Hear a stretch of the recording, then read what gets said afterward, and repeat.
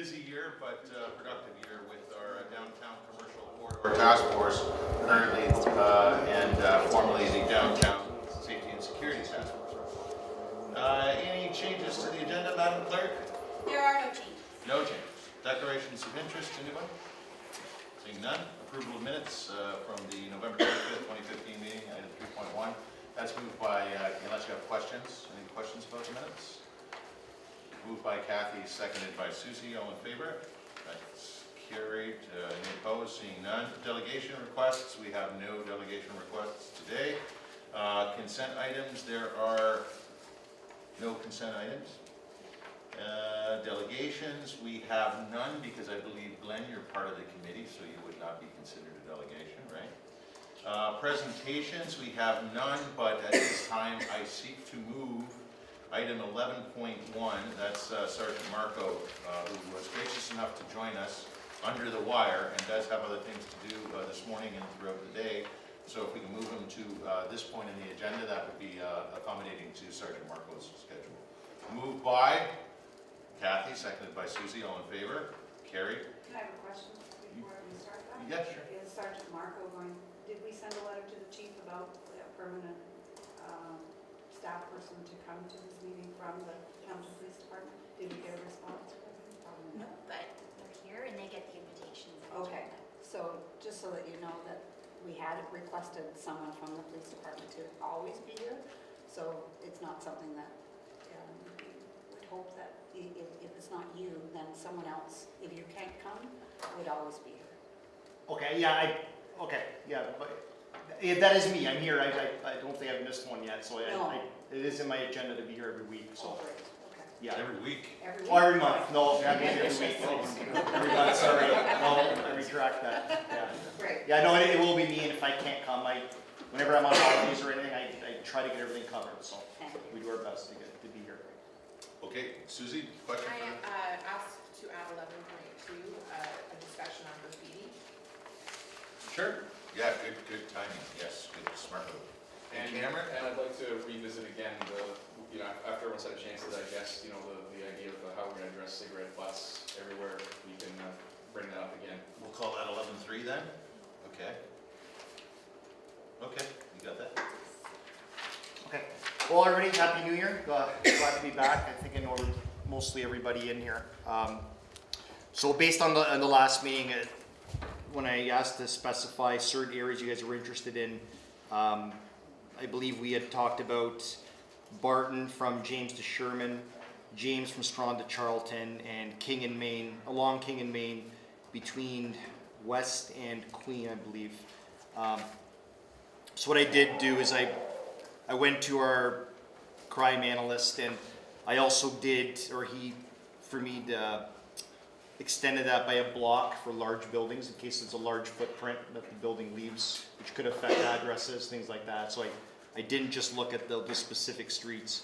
I actually extended it about a block within, okay? So things of note for the period of December 1st to December 31st, along those streets that I just mentioned, we had 10 commercial break-and-enters, 3 robberies, 3 vehicle thefts, and 13 theft from autos. Okay, so that being such a large area, the robberies, I think, I'm pretty content with that number. I mean, obviously we want 0, but 6 in a month for an area that large, that's a number that didn't really jump out at me too much. The 13 car entries, we'd like to see that down, and even the 10 commercial break-and-enters, I'd like to see that down as the year goes on. So there's some things we can do to get those numbers down. I have the heat team working for me this year, directly reporting to me, so those are things that I can immediately, it's a resource I can immediately deploy. So and as far as we have some new it being January, there's new fresh officers coming to Division 1, and there's several POP projects we can put in motion and kind of hit the ground running for the new year. So so now I'll take any concerns you guys have, if any. Okay, Kathy? Mr. Chair, I just wondered if, Marco, we could look at the previous year at the same period. is that up or down from the previous same period? Everything is pretty, I did look at that. I don't have that in front of me, but I do match that up. It being such a hard, normally when some of you know me from the smaller hubs we go to, and I do provide that number from previous years. This being such a large area, this is my first crack at getting numbers in such a large area like this. So it was a little, I'll be honest, it was a little overwhelming for me. It took me a while to come up with this, but moving forward, I had the analyst sit down with me, and now I can get you that next time for previous. But this was my first crack at an area that big, and it took me a while just to get this one for you. Okay. But next time, I'm definitely ready to look at the year previous. Because I just wonder with the break and enters, Yeah. whether or not the SEPTED program could be more of an awareness of it, that business operators need to know a little bit more about, and whether that has been approached with those that have been broken into. Yeah, it's definitely, that's always part, when our officers go, or usually our mobile response officers that mainly just do break and enters, that's always part of the disposition when they leave. It's kind of like, use this, as victim services. There's a different, resources they're provided with, and that's one of them, is the officers should be educating the business owner on the availability of a SEPTED audit. Right, yeah. And then obviously, that's always open. If someone phones me, I can set that up within days. Mhm. But aside from that, proactively, it should be getting offered to those victims. Mhm. So we got a couple retirements in SEPTED. I don't know if anybody ever worked with Steve Meller. He retired. He was one of the top guys in the province but we had a succession plan, and we do have Officer Jerome Stewart now, who just got back from Ottawa, and he's training now. So we're actually, as we all know, training and practical are two different things. Yeah. So we're definitely going to be utilizing SEPTED a lot early on to get him up to speed and get his feet wet. But with retirement comes lots of resources, right? He was top notch. So Everybody know what SEPTED is? Want to? crime prevention through environmental design. I think I got that right. So basically what we do is we have an officer trained in risk management to deal with properties. So from a residential point of view, because there's residential and there's commercial, so just to scale it down and simplify it, from a residential point of view, it's walking around the property with the homeowner, cutting some trees down, suggestions where lights should be, maybe video cameras are an option, so things like that. It's just to make the property safer. And then there's different levels through provincial qualifications. So the commercial one is kind of a step up. So we have officers trained at every level, and Officer Stewart's trained at the higher level now. So that's something we'll be rolling out as much as we can. So I love getting those calls, because then we can get them out there doing it. So if there's a plan through this new officer to reach out to the business communities that are part of that approach, then we would be happy to send stuff out with our mailings and stuff like that. So You know what I'll do then, Kathy, is when I get back, I have an appointment this afternoon. When I get back tomorrow to the office, I'm going to actually provide Officer Stewart with the list of those 10 that I named, and he'll reach out to them and say, is this something, we realize in December you were a victim of a break and enter. Is this something you want to do? I think that would. But beyond that, if Yep. you could reach out and give us, whether it's a logo that has been developed or something that SEPTED has, that we could inform our members that this Yep. service is available For sure. free, and that they can come in at the convenience of the property owner or the business owner and do an audit for them that can help to save, a lot of grief down the road or wherever. Yep, absolutely. We'll do that. Okay, that would be great. Yeah, perfect. Okay. Move to receive. Sorry, I just had one other question. Sure.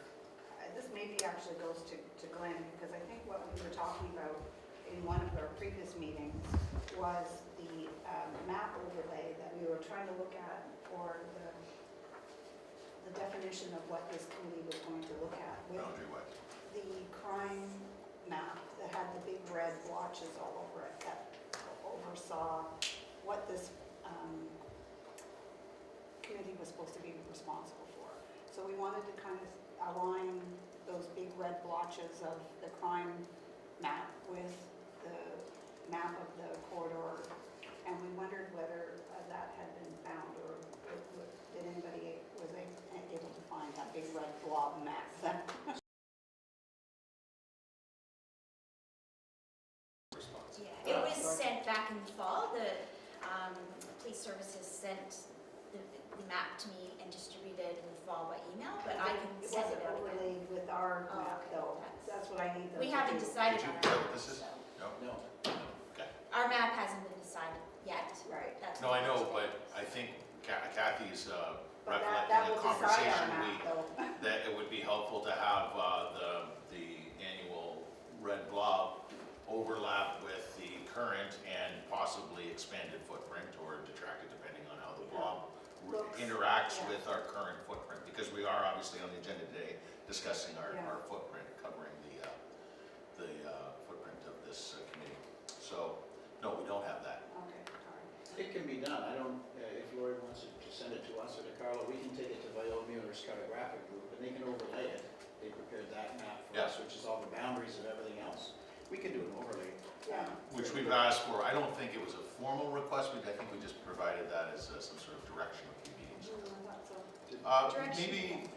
Maybe to that point, and it's a good point, Sergeant, maybe you know what we're talking about with respect to the big red blob. Yeah. We get it in budget presentations from HPS every year. In fact, we'll get one soon, I'm sure. We hope to see the trend continue where it's shrinking in the inner city. But do you have, just off the top, is it Barton to Hunter to, what, do you have can you turn that circle into a square and give us some street boundaries, east, west, north, south? Off the top? Yeah, not off the cuff, I No? can't, Okay. but I'll talk to Greg tomorrow. Or Yeah. this morning. We'll see. Okay. I know it's a lot of downtown still, and, Yeah. and quite a bit of the west side of Ward 3, so. Okay, so, sorry, Kathy, you have the floor, and is there some No, that was my. formal request. way to see if we can secure what you're asking? You Do want we to, need a formal request? no, okay, so we can just maybe Yes. make sure, who would you work with, Glenn, to make that happen? Well, cartographics reports to me, but we need from somebody where the red blobs are. Right, So it isn't an actual digital image right now, but we can just we overlay. do have that. Okay. You don't happen to have it with you, do you? I'm getting somebody to bring it up right now. Perfect. It's just a small snapshot of what the police services were captured for us. So maybe the map people will need something more formal, but I can have someone bringing up a list. Even if if it's an existing graphic they've generated, that's great. Even if it's just addresses, we could plot them if you wish. If we had current addresses that were the basis for Marco's report, we could plot them on the map and you could see where it is that way. And just, again, I think this is, that's what the big red blobs were, wasn't it? That was incidents reports that over And- the last year or yeah. something? and Sergeant, you've been very helpful with the numbers you brought here today as it relates to our current boundaries, so we appreciate that. It's probably gone down, those 4 incidents. Yeah, I think Or so. those 4 criteria, because they seem low to me too. Like you, it'd be great if it was 0, Yeah. but it seems we're still heading in the right I direction believe so, yes. as it relates to our boundary and those 4 items. But I mean, Susie's already put on the agenda graffiti, for example, which could be skyrocketing out of control. We'll have that discussion. We don't have that report, but regardless, you good? Thank you. Rachel? Thank you. Kind of in line still. I was just wondering if you knew where those, especially the 10 break-in entries were, like if there's a trend for certain areas? Well, I have it, I have a list of the businesses, so it was an address in the city center, a coffee shop on James, the IBM office on Main Street, Cocoa Fresh on Main, Steve's Open Kitchen was on James, Butcher and Vegan on Barton, Christ's Church, which is on James, the Brew Cafe Bar on Barton, and Great Red Pepper on James. So I found out all the businesses are there, so. I don't know if that helps you at all. So these are just business? That was just commercial, yeah. Commercial? Yeah, it's Okay. commercial. Have that? No, or that he was getting commercial? That's Okay. commercial, yeah. Anybody else? Okay, oh, sorry, Cameron? Yeah, just one quick question. One of your criteria had to look at entries into vehicles? Was that- Yes. How'd you phrase it? Theft from motor vehicle. So, because, you know, one of the roadways where we are, it's a back alley between James, parallel to James South between Duke and Bowl. Okay. There's quite a few vehicle entries that happen there, and often it's someone who hasn't locked their doors. Yep. That's going, you know, daytime, and, you know, come out and everything's strewn all over and a lot of times there isn't necessarily much stolen or anything stolen because there wasn't anything there necessarily bad, but things are strewn all over. Is that the kind of thing that's happening if it's reported? If it's reported, that's a big if, because that I agree with that scenario. And most times, 99% of the times, if nothing's taken, it's not getting reported. So yeah, I mean, I can only report on what's reported to us, right? But just to stress again residents, property owners, whatever, they should be reporting it. Absolutely, because as I've said many times, even here in other groups, the more that's reported, the more I can track and the more I can apply resources. Okay, so I've said it many times, like I have action at my disposal, but I have to back it up with trends and numbers. Because if I don't, then there's lots of areas in the city that they're requested, and they go to where the numbers dictate to them to go because they address crime trends, right? So, yeah. So the more, obviously, for sure, there's probably, you know, there's several things that go unreported, but obviously I can't report on those, right? So, okay, but that's an important. Absolutely. Track that statistic. For sure. Yep. Great, move to receive Sergeant Marco's report, moved by Susie, seconded by Rachel, all in favor. Carried, no opposed. Thank you, Sergeant, appreciate it. Thank you, Look forward everybody. to seeing you on a weekly basis. Yes. Glenn Norton is next, and we appreciate the Director of Urban Renewal, along with Peter Wobschall, the Supervisor with Public Works Policy and Programs, here to talk about the budgetary impacts of changing the geographical boundaries of this task force. So I'll be turning this over very quickly to Peter, because really the budgetary impacts are on his budget, not mine, right? So you can understand urban renewal's budget in terms of our financial incentives is set by community improvement project areas and BIAs. So what we have for those BIAs is what we have. As you wrestle with the definition of the area that this committee wants to deal with, what you're looking at primarily are issues that affect Petersburg, right? So street maintenance issues, cigarette butts, none of those operating things come back to my budget. Where urban renewal hopes to be able to contribute to this discussion and help you settle on a fixed boundary is to share with you some of the other existing boundaries that we work within and say, is there one of our boundaries that makes sense for you? Or do you want to create a completely non-standard boundary that just relates to your committee? That was kind of where we started from, and it's the same. And Carl, if you don't mind putting up the map, you know, it's fairly small, but we'll get into it after Peter's presentation and say, if we showed you where our community improvement project area was, for instance, which encompasses most of those areas, would that suit you? Or would it be that plus Barton Village BIA, or would it be that plus the Main Street corridor or something? That was kind of our thought as you're drafting. It doesn't have to be, but it just prevented you from having to come up with your own definition and an own boundary starting from scratch. But as I say, in terms of budgetary impact, that's Peter's group, and he's got a presentation prepared for you. And I'd suggest, Mr. Chairman, I turn it over to do that. So in a nutshell, Glenn, before we go to Peter, you just reminded us how this now, I guess it's the third meeting, maybe the fourth meeting, where we're still discussing this boundary review, which is okay, it's prudent to look at that from time to time.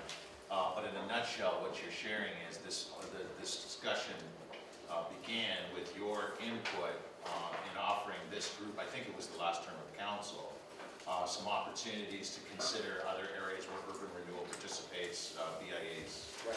and so forth. That was kind of the genesis of it, right? We had CIP. it started there. Is there a way to have our areas overlap and not create a new definition? There's nothing wrong with you as a committee, and that's part of your route as a committee, is to say this would be the boundary that we look at, and the implications financially are for public works in terms of the operations they do. Is it enhanced level of cleaning, enhanced level of supervision? Those aren't things that ever hit my budget line.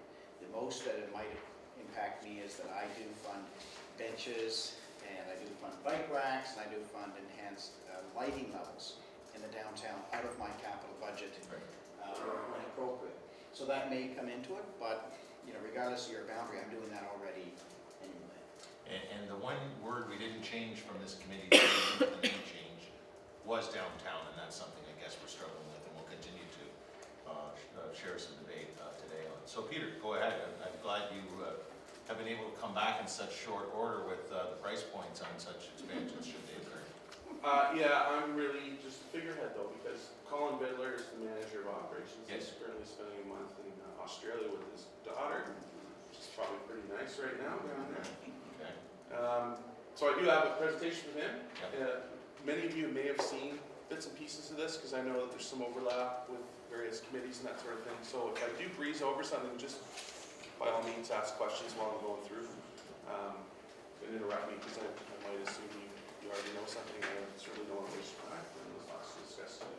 So I think the direction was to come back, describe what we do, we in Public Works, and just a note too, when Glenn puts benches and bike racks and everything else out, those also have operating impacts too. So yeah, it's a big deal. So you guys asked us to detail what we did downtown, what are the costs of that, and then you had some requests in terms of adding areas. So we've broken that into little bits and pieces, and we've provided costing. So first we'll kind of go through what is the primary service area. And I'm a bit of a greenie, so I don't like printing, but I've got 5 maps that we can maybe share amongst the members. Oh, and Steve, sorry. But you have a primary service area, which is the little block inside, and then you have expanded service area. The difference between the two is you get full service within that block, which is the main downtown area. And if I can recall here correctly, it's the downtown core, bounded by Hunter Street to Murray Street, Bay Street to Wellington. So I was mistaken at the last meeting when I said I thought it went to Dunburn. It does not. In fact, it stopped at Queen. Yes, Bay, sorry, Bay. So that's pretty much the service areas. The primary service area provides these sorts of services. So ground litter collection, you might have seen those fellows walk around with their orange suits, picking up litter. That's pretty much continuously, 7 days a week. We do empty litter in public litter containers twice daily within the core, or as required. Sometimes it's more than twice. Certainly if it's not full, we won't empty it. Servicing cigarette receptacles as required. Sidewalk power sweeping is 5 days per week. And that's what that specialized little unit that they've been driving around. I think they got 2 replacement units too recently too, which is wonderful news for our staff. Power washing occurs mid-April to November, and that's 5 days a week. That occurs mainly at night, I believe. That's the power washing where it gets on the windows, yes. We do the maintenance of monthly maintenance of poster kiosks and poster sleeves. That between, seasonally includes power washing, but obviously we don't do that in colder months. Curbside waste collection weekly on scheduled collection day. Alleyway maintenance, so we are in there 3 times picking up waste officially. Sometimes it's more than that. Sometimes the volume of waste within that alley is absolutely amazing. This is the alley north of King from James to Wellington. Mechanical sweeping, that's provided by Roads nightly in the downtown core. And road sidewalk maintenance, again, Roads kind of does that more on a complaint basis. And it's probably worth noting that within the downtown primary service area, we've got almost 42,000 meters of sidewalk, which is a heck of a lot of sidewalks. In the expanded area, so this was outside of that middle core area, it's more of an as required in complaint basis. And that's what it includes, a lot of the same sort of things. But there are some regularly scheduled stuff, but most of it is kind of more of an as required sort of thing. We did get for litter containers just recently 2 new machines which replaced some 10-year-old equipment, so we're very pleased to get about that. This one here is actually, this is a compactor. It's a smaller size vehicle. One of the issues with collecting waste within the alleys in the city is our big trucks can't really get down in there. So we've been using what we call a stake truck, which is essentially a large pickup truck with raised sides, no compaction ability. So our crews, there has been occasion where there's so much waste, get rid of it in a normal day shift. So they'll either have to come back the next day or whatever. This should vastly increase the amount we pick up because it does have the ability to compact. It is a smaller truck, and we are expecting 2 of these by the end of February. These will be deployed throughout the city, but for sure will be used downtown and the Alleyway. So that just an example of you can see on the right there, it's not the greatest picture, but power washing does make a difference. You can see one of the sweepers there, the little machines. I've seen them fairly active myself during the day. I'm sure they're active at night as well. There's 2 shifts. There's a night shift and a day shift. We, of course, councillors familiar with this have, so we'll go through some of the improvements that have been in recent years. The tree surrounds, these have made a big difference in terms of the sweepers being able to go over that flat surface and pick up the waste rather than just kick the cigarette butts and other litter into the tree base. And there are also, I know there's some concern from some residents in terms of whether or not they're choking the trees out or those are fully, the rain and stuff are porous, thanks. Permeable. Permeable, that's the word I was looking for. Thank you, Don't Councillor. screw it up, it's my legacy. It is your legacy. We might have to have our Photoshop team work. We have, of course, through a pilot with some generous funding from Glenn, introduced information kiosks and poster sleeves in the downtown. They've apparently made a difference. It's the feedback I've heard from both of the downtown BIAs, is in addition to the Dundas and what was the other one? Oh, it's right there, Westdale. Thank you. So that's the location. That's what they look like. We're currently working on getting feedback from the other BIAs and some neighborhood groups to determine where we need to put, or where the demand is to put increased units, because we still have a little bit of money from Glenn to deploy kind of an expanded program. So we're currently doing that now. We have been installing cigarette receptacles, as most of you are aware. And the new, as the BIAs are aware, the new litter containers are being rolled out, and we're, it's a bit of a learning curve, but feedback has been mostly positive. The only real negative thing is that it's a little more difficult to get waste into them, so people don't really compact the waste. So it can look full when it's not really full. So we're dealing with that a little bit. They do seem to be preventing those, the Fortino's bags of household waste. It seems to be deterring that. Some people will just place bags of waste now instead of within those, just next to it. It looks tidier, so I guess that's a positive. But so there are some positives and negatives. Some problems we will never, with behavior, we will never be able to solve, unfortunately. But these have so far been pretty good. And these also come in on street waste diversion, so recycling option as well that we're trying out with some BAs. Yes. Are those the models that you've got cigarette receptacles that can attach to? Yeah, you can actually see on the top of the right-hand photo, that little hole there, this little gold piece. That's a recycle. Oh, that's a it? receptacle, yeah. Oh. The issue with that, I thought you described it as being like on the side. It's actually... well, this is what we used to use with the fluted containers. Yeah. This looks kind of like a basketball net. It's just waiting for a grocery bag full of garbage to be put into. Right. And it has a very small hole, so you'd often see just garbage on top. Yeah. Very unsightly. So this was kind of a new thing starting in 2013, where we put these stainless steel or steel cigarette receptacles. Yeah. They have been kind of a hot item in terms of recycling and, for taking to the scrapyard. We had a couple of pennies for those, which is also interesting.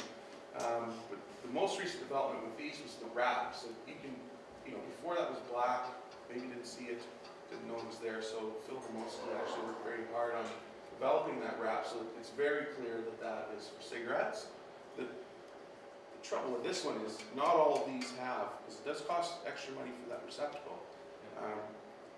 Not all of them have the receptacle, first off. It would just be a gold cap, so it's difficult to tell which, it has a small hole or whatever, but it's difficult to tell from a distance exactly which ones are cigarette receptacles.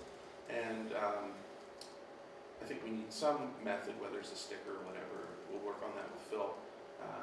We need some method to kind of make that more visible so that people know that that is in fact. And in terms of maintenance too, these ones are very easy to maintain and empty. These ones are a little bit more difficult. So you seem to have a lot more advantage over the old steel fluted ones. And of course, weather's a lot to do with that, and corrosion, road salt, so these are all plastic. So we'll see how that progresses. The BIA has been very helpful in terms of feedback too. Very basic question, and we didn't cover it last time we talked about was receptacles on it.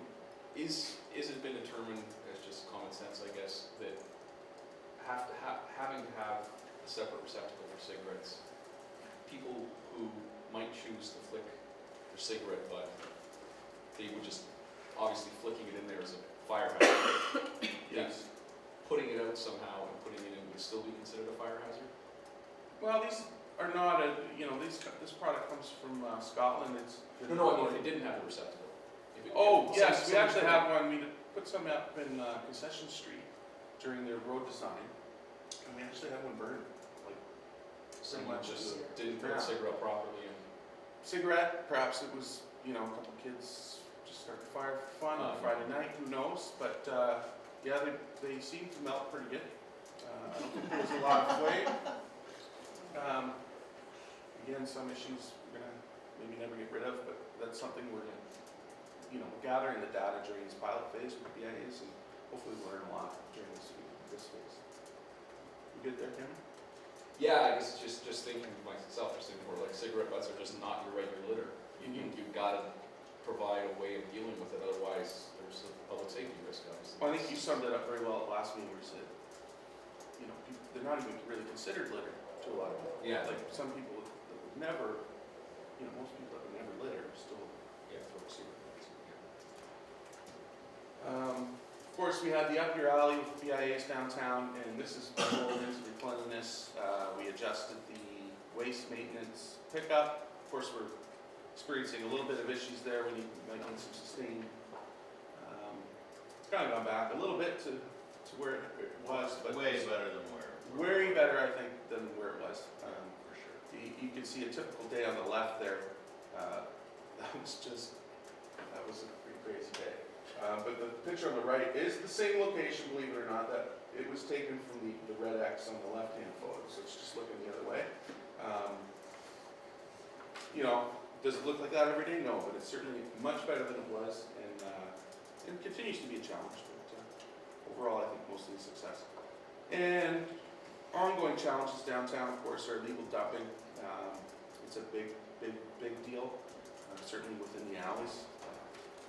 Graffiti, which we'll, I guess, talk about today, cigarette butts, which we'll also talk about, posters on city assets and public assets, health and safety of employees. So it's challenging for our night crews to be in those alleys at night, and that's really sometimes the only opportunity for us to do things at power spraying and that.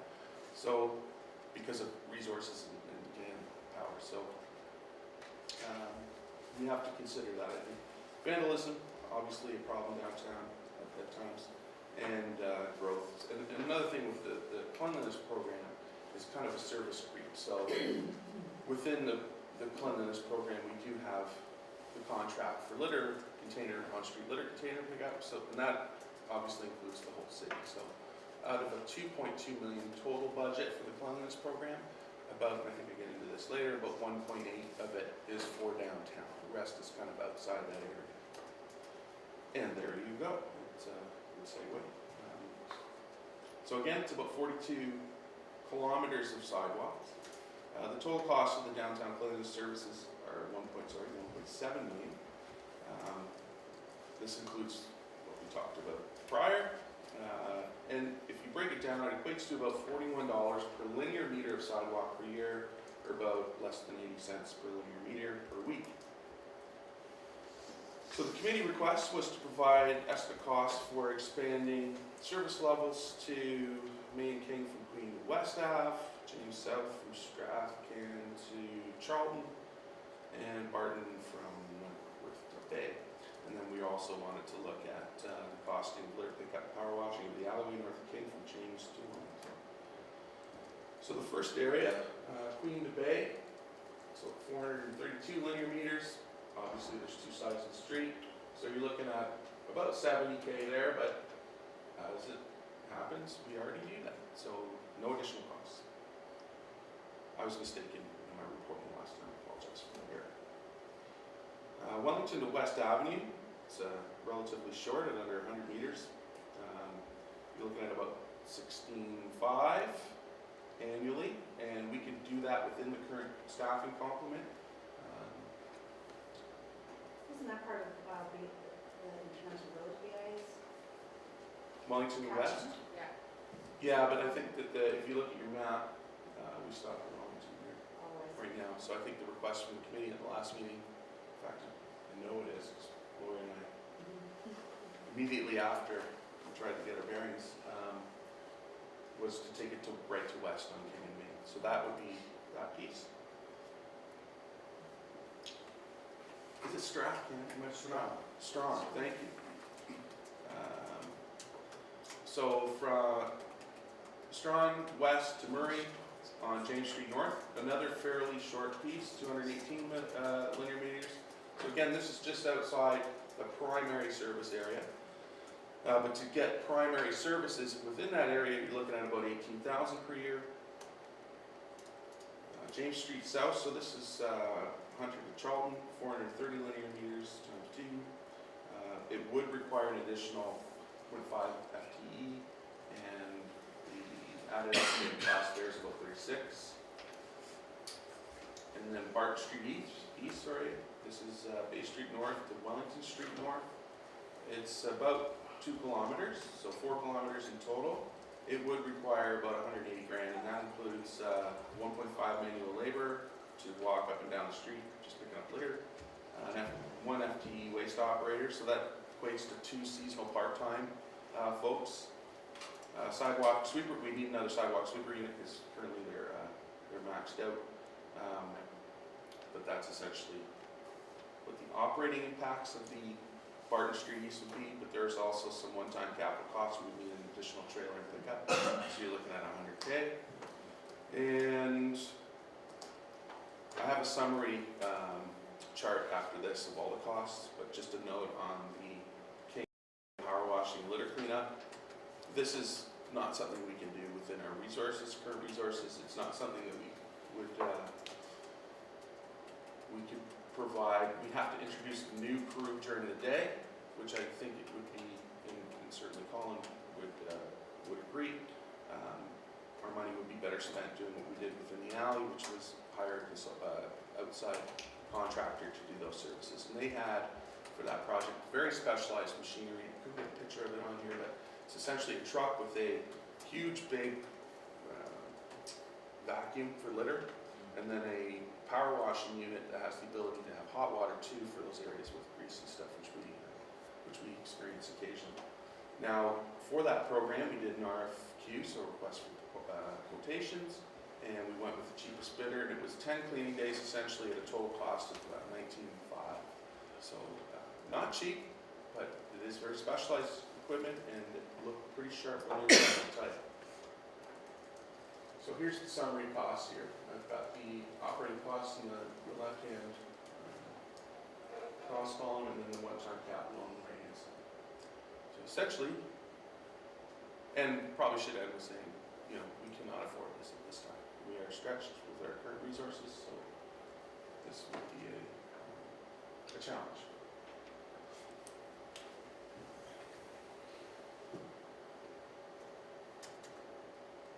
So that estimated cost, Mr. Chair, is not just for the King Street alleyway, that's for the entire expanded area. I think the title on that slide is probably wrong. Is that? That was obviously a copy, Okay. a duplicate of the previous slide where Pete fell asleep. All right. I didn't think it was the whole alleyway that would cost that much. There we go. There we go. How's this? Does that work? Well done.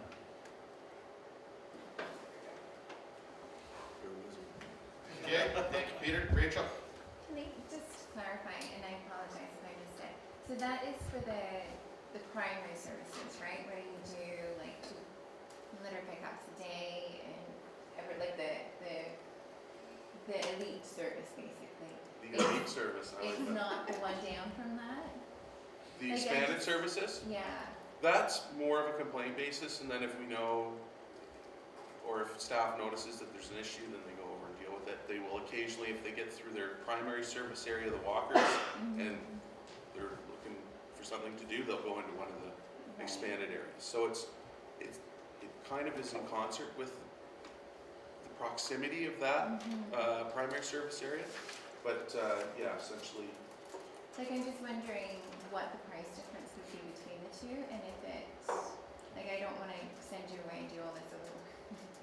well, what would Right, be your yeah. main concern, you think? Because it does include, well, what would it include if we did the expanded services?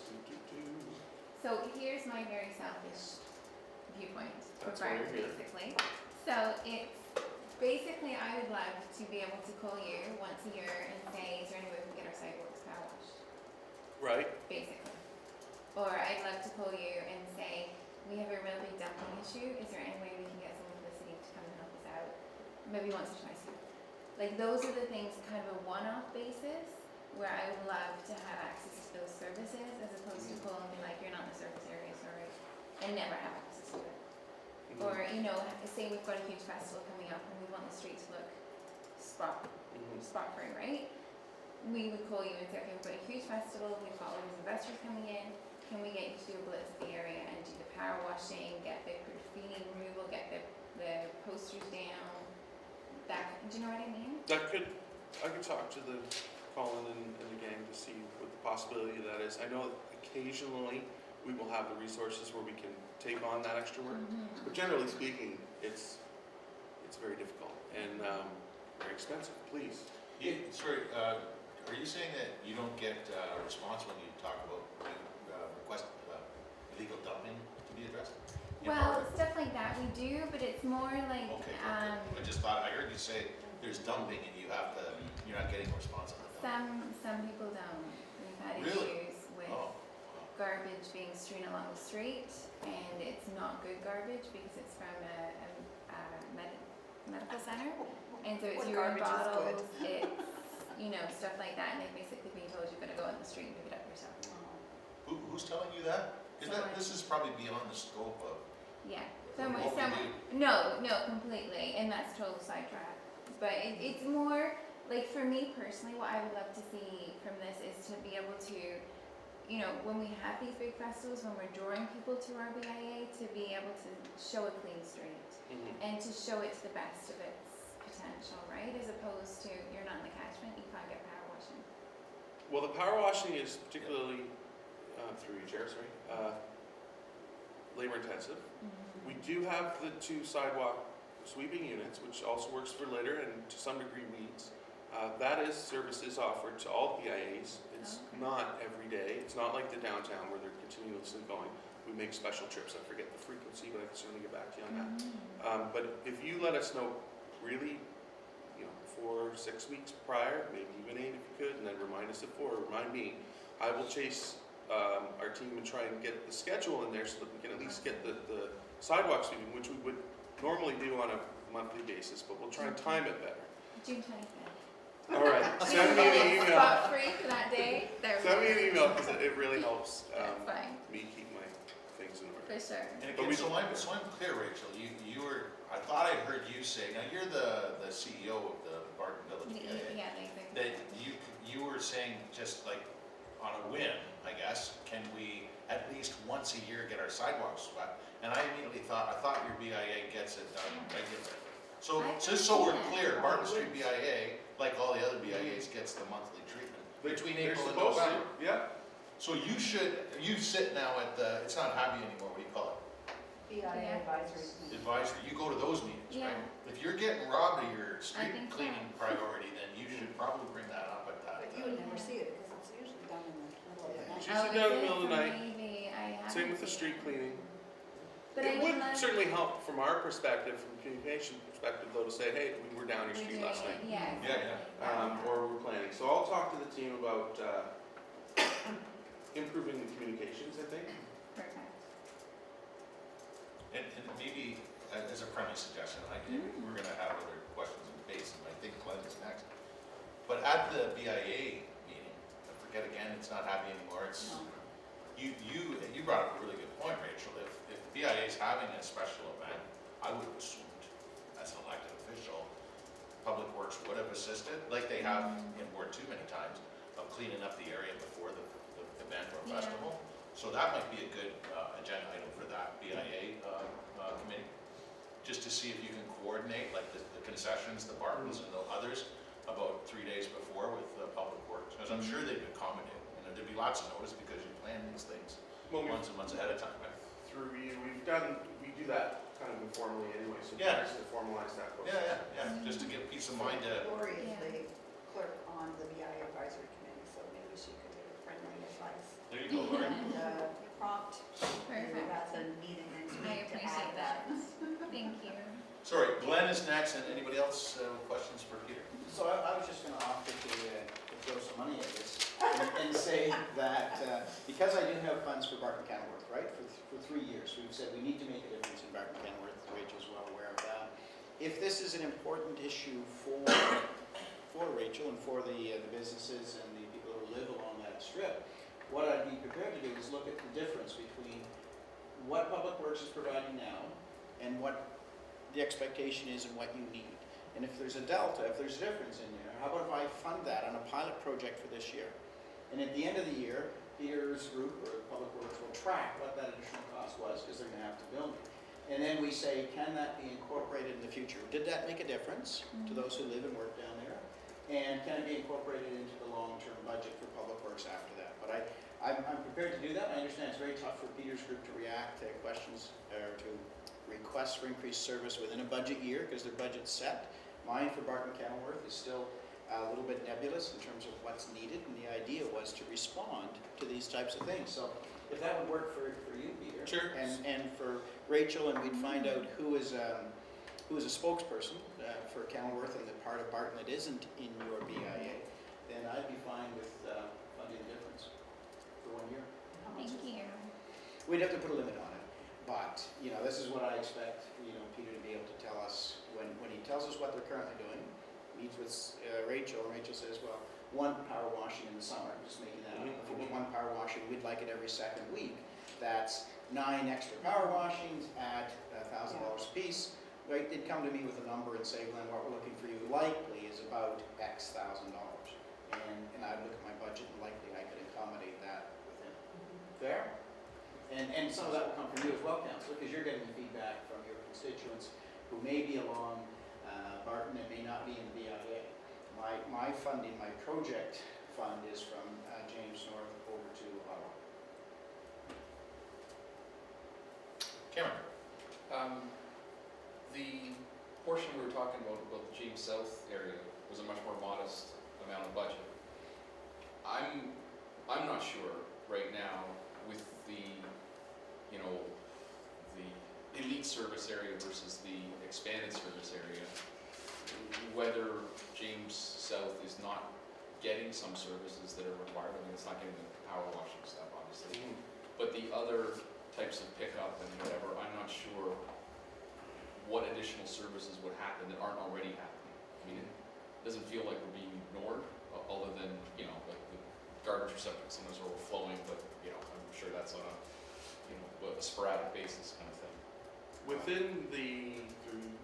Within that expanded area,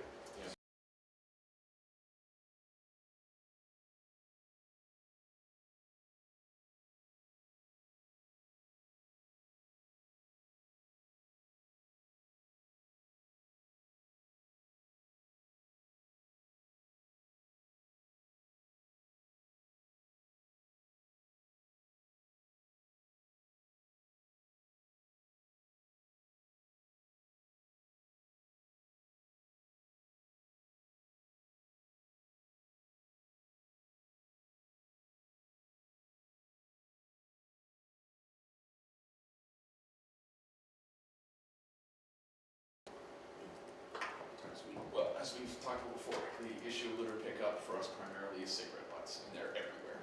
And it's graffiti. Graffiti is out of control. Unfortunately, it's largely on private property. So. But as a longtime business operator and resident of James Street South, I'm hearing you say, in short, it's been satisfactory to date as far as the glitter and the Yes, pickups. as I say, the litter, it's cigarette butts. It's not that there's, Yeah. not like that alleyway that you're showing me there. I don't know that happening, as far as I'm aware, anywhere. Anyone else? For Peter and the report? So, action item is Glenn meeting with Rachel, Rachel providing Glenn some, Peter. sorry, you're not, okay, you're just gonna wait for the number. Okay, so Rachel meets with Peter, you guys will work out that and bring it to the next meeting, I guess, or do we wanna just? Probably meet directly, you don't have to wait for a meeting. Okay, Yeah, I'll try and arrange that next Okay. 2 or 3 weeks. Perfect. Thank you. this is above and beyond, as I guess you're suggesting, or contemplating a pilot, Yes. above and beyond the current funding for the primary area. Exactly. We don't need to move that, we'll just get a report back next meeting, because you're regular at these meetings, right, Pete? You're the We're- PW rep? Our section has a program coordinator that's responsible for the BIA coordination within Public Works. I It's such understand a vast department, and part of our responsibility is to attend these meetings, the cleanliness meetings, because it is mostly tax. So yes, we represent all of Public Works. Okay. So with that now, are we in a position, I don't see the rush personally, are we in a position now to expand our footprint, to make it official, or wait for a report back? Do we leave the primary, understanding that the big closing comment from our man Wobashow was, we can't afford to expand? That was before Glenn offered urban renewal money to accommodate Rachel's wishes. So what do we want to do here? Because ultimately, that's where this discussion began, probably about a year ago now, so. The item is primarily about the footprint of this downtown commercial corridor task force. Anybody? Do we want to table again and wait and see where we're at with Barton and Kenilworth? Or do we want to maintain, given Peter's comments about budgetary issues? And I know, we are currently in budget. We're ready to go gung-ho as a council on the operating side, now through probably March, likely the first week of April. And these items, I'm pretty sure, would be enhancements and that aren't even included right now on the enhancement list. So we'd give Peter a big sigh of relief, I'm assuming, you can comment after, if we were to just probably maintain the current primary boundary, applaud Rachel for her assertiveness and wish for the best. My recommendation, shoot way up here and see where you can fall with Glenn and his money. Yeah, I appreciate that, and maybe even you could comment, Rachel, if you would be considerate of the idea of maintaining our current scope, our current footprint as a primary downtown commercial corridor task force, while maintaining a good relationship and continued contributions from Rachel and others. I imagine the Maine West BIA rep will eventually show, and maybe even the King West, they're welcome to come to these meetings. But again, much of it outside that scope. So we want to just maintain for now the footprint that we've always had for the newly named Downtown Commercial Corridor Task Force, and continue to work with and support Rachel and others, and with Glenn's help and Peter's help. How does that sound? Are Kathy, you talking about this or that big map? talking about that. Talking about the current primary. This doesn't correspond with the definition of the task force composition. Okay, sorry, our current task force footprint, which is, again, help me Kath, that's Wellington to Queen. Well, the geographic boundary is King Street and Main Street. Right. From Queen To Wellington. to West. And then from James Street from Charlton to Stratton. Right. And Barton from Wentworth to Bay. No, That was that's not, That's not what that we're was the talking about. proposed, that was the Yeah. proposed. Oh, so here, thank you, read it out loud, Gloria. The current boundary is, I believe, Wellington to Queen along King and Main, Strawn to Charlton along James, and then the downtown growth district, right?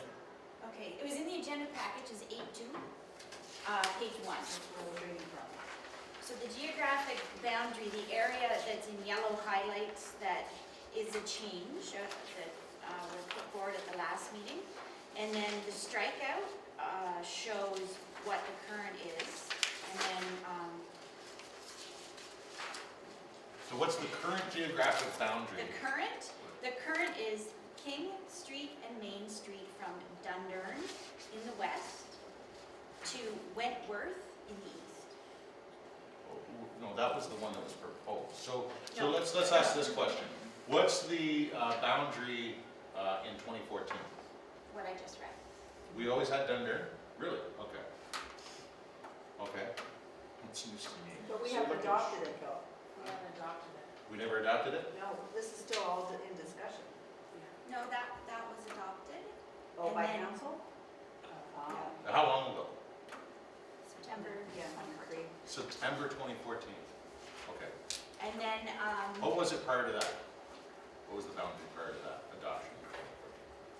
The old one Yeah. was Glenn's definition. Right. It was the CPEG area, James North, James South, from Queen to Wellington, what is it? So if it was the urban growth center, again, definitions change, right? Yeah. I even moved the urban growth center Yes, boundary yeah. in the process since your committee was Yeah. formed. I expanded the urban growth center to include Courtown, to include Byron Tiffany. Right. So I don't think that necessarily, it doesn't bind you at all to include those areas in your study. Again, this is totally up to you. You may want to go back to my old urban growth center, which just as you described, it looks like a bit of a bird. The wings are James North and Right. James South, and it goes out to Queen and over to Right. So, sorry, while I have the floor here still. Peter, Yes. what was your defined boundary that you reported to us as the primary zone that receives the, I believe you described it as elite service? No, It's, Primary. let's call Primary it service. primary. Give me the north, south, east, west boundaries, please. As you Hunter provide- Street to Murray Street, Okay, Hunter to Murray. Bay Street to Wellington Street, and that's also reflected in the colorful map that some of you have in front of you. Okay. That's a Bay, square. Wellington, Murray, Okay. Hunter. Yep. And that is historically, for roughly how long has that been your boundary that's received the primary PW treatment? Because that's basically what this conversation is.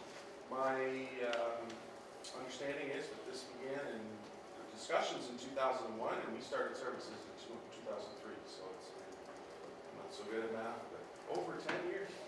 Okay, so you're very close to the north, to Strong, Very close. between, but not just down James, but this is between Bay and Wellington. Yes, Okay. sir. So all of that Murray stretch Yep. is taken care of. And you're very close to, well, you don't show Charlton, but I'm sure you, It's the expanded area, so it's not like we're ignoring anything up there. It's so I just- know, but Yeah, the street sweeping is pretty consistent on James South, yeah. all the way up to Charlton, There may be, a and different- between John and, well, James. in terms of street sweeping, there may be a different defined area, Ah. that's roads. So this is, I'm Okay. speaking, this is more of a weight, the cleanliness Okay, issues. so I'm interested in hearing the committee's thoughts on maintaining the current boundary as shared by PW, the historic boundary as shared by PW, by Peter in what we've offered to date.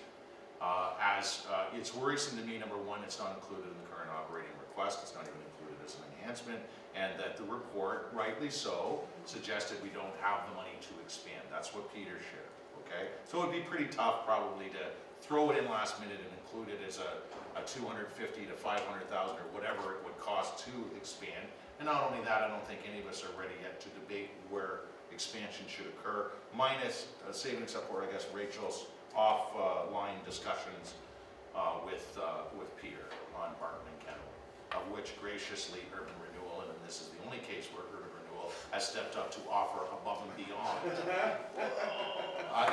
For today, sorry. Yeah, thank you. Chance, otherwise, all the time, for sure. There you go. But for today, that's the one area where Glenn has offered to, and one we've discussed in the past. So I'm interested in maintaining the current service area, the primary service area boundaries, and understanding and appreciating that they do go above and beyond and inspect areas like James South on a regular basis. We're hearing from our representative who both lives and works in James South. Pretty good. Being on this committee, it should get even better because you can bring us, as it happens, information as it respects our commercial corridor task force all the way up to Charlton and even between John and James. The rest mostly residential, I think, to your west. So how are we with that committee? If anybody has any other suggestions or comments on this long-standing issue with this committee, please feel free. Go ahead. I just have a question for clarifications, new to the committee, so I don't Yep, no totally problem. have the context. If we were to decide to go ahead with the proposal and expand the boundaries as far as the scope of the committee, does that put an onus then on Public Works to expand the service that Peter so aptly described? Or does it just simply create tension? We're supposed to be, facilitating or, this, whatever, some services, we don't provide services, but you know what I mean? And they're basically saying, well, we can't meet the expectation that you have as the committee because, or does this literally put them in a bind because now they're required to provide services that they can't afford to provide? That's sort of I'd say it's the latter. That's what I'm hearing from Peter, but maybe that's the question for Peter. Well, through Chair, this is a council-approved program called the Downtown Hamilton Cleanliness Program Improvement, approved by council in 2003, I believe.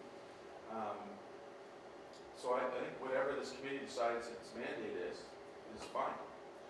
It's only going to come to me once council says you need to expand those services from this program to whatever this committee is named. I see. So there is a direct correlation between what this committee is essentially responsible for geographically and where the services you've described are delivered, is that? Not necessarily. Not necessarily, okay. There's certainly impacts Right. and nuances. Good question. But it would cause a mismatch between our expectation for our scope and services actually being delivered within budget. Yeah, okay. Understood. Cameron? I'm not sure I necessarily see it like that. It's like you've got a much larger scope that you're saying is the expanded scope. Any permutation of our boundaries that we're gonna say this is where our focus is, doesn't mean we're ignoring other parts of what we consider to be downtown. But any boundary area in there is still getting a full array of services that are not allocated to other parts that aren't in the downtown, right? And so based on, a lot of time it would be based on literally our input or people that are, communities that are within this area. You're saying, if there's a hot spot of activity, you'll try to respond to it that's needed in this expanded area. This primary area is going to continue to be your focus. That's where the budgeted items are happening more than the expanded area. So I don't think that there's necessarily a big push on us to say that we should limit our area to this, right, to the smaller downtown area, because this is exactly what this committee's about, is trying to define what downtown needs. And council has already said that this area requires more focus on behalf of Public Works. It doesn't mean that these areas don't require more attention than other areas outside of that, right? So you've already got that, to me. When we try to expand outside of this, like for the Barton area, that I get. How do we then articulate that without, and that's we can still do that. That's downtown to me. So just, we're trying to articulate, this committee, as far as I'm concerned, we're trying to articulate what does downtown need to be a better place in certain kinds of criteria. We talked about cleanliness and security being largely what we're focusing on. But that doesn't mean that the geographic areas of what every area needs has to be the same level of service, right? Anybody else? Oh, yes, sir, Glenn. I was just going to say, I agree with Cameron. He's saying the same thing that I am. Your focus is not just cleanliness. So it isn't necessarily just where Peter has this boundary for increased cleaning. It is about security. That's why we had Marco here. And it is about other concerns for the downtown. If zoning was a major issue, or noise, or some other aspect, I would expect this committee to bring their concerns forward. So that's one of the reasons why I believe you change the name of this committee as a group to the commercial corridor task force, was to say it's about the commercial corridor. It's not about cleanliness and security necessarily. That's why that name has disappeared in my recollection. Right. Was you're saying we have other things to look at. So I wouldn't suggest that you be bound by definition of the enhanced service or the regular service. Those fall within your mandate. I think what you really need to grapple with is what areas do you want to and feel comfortable in considering the downtown, and that you're going to look at all those sort of issues as a group. Peter? And just to follow that up with Steve's point,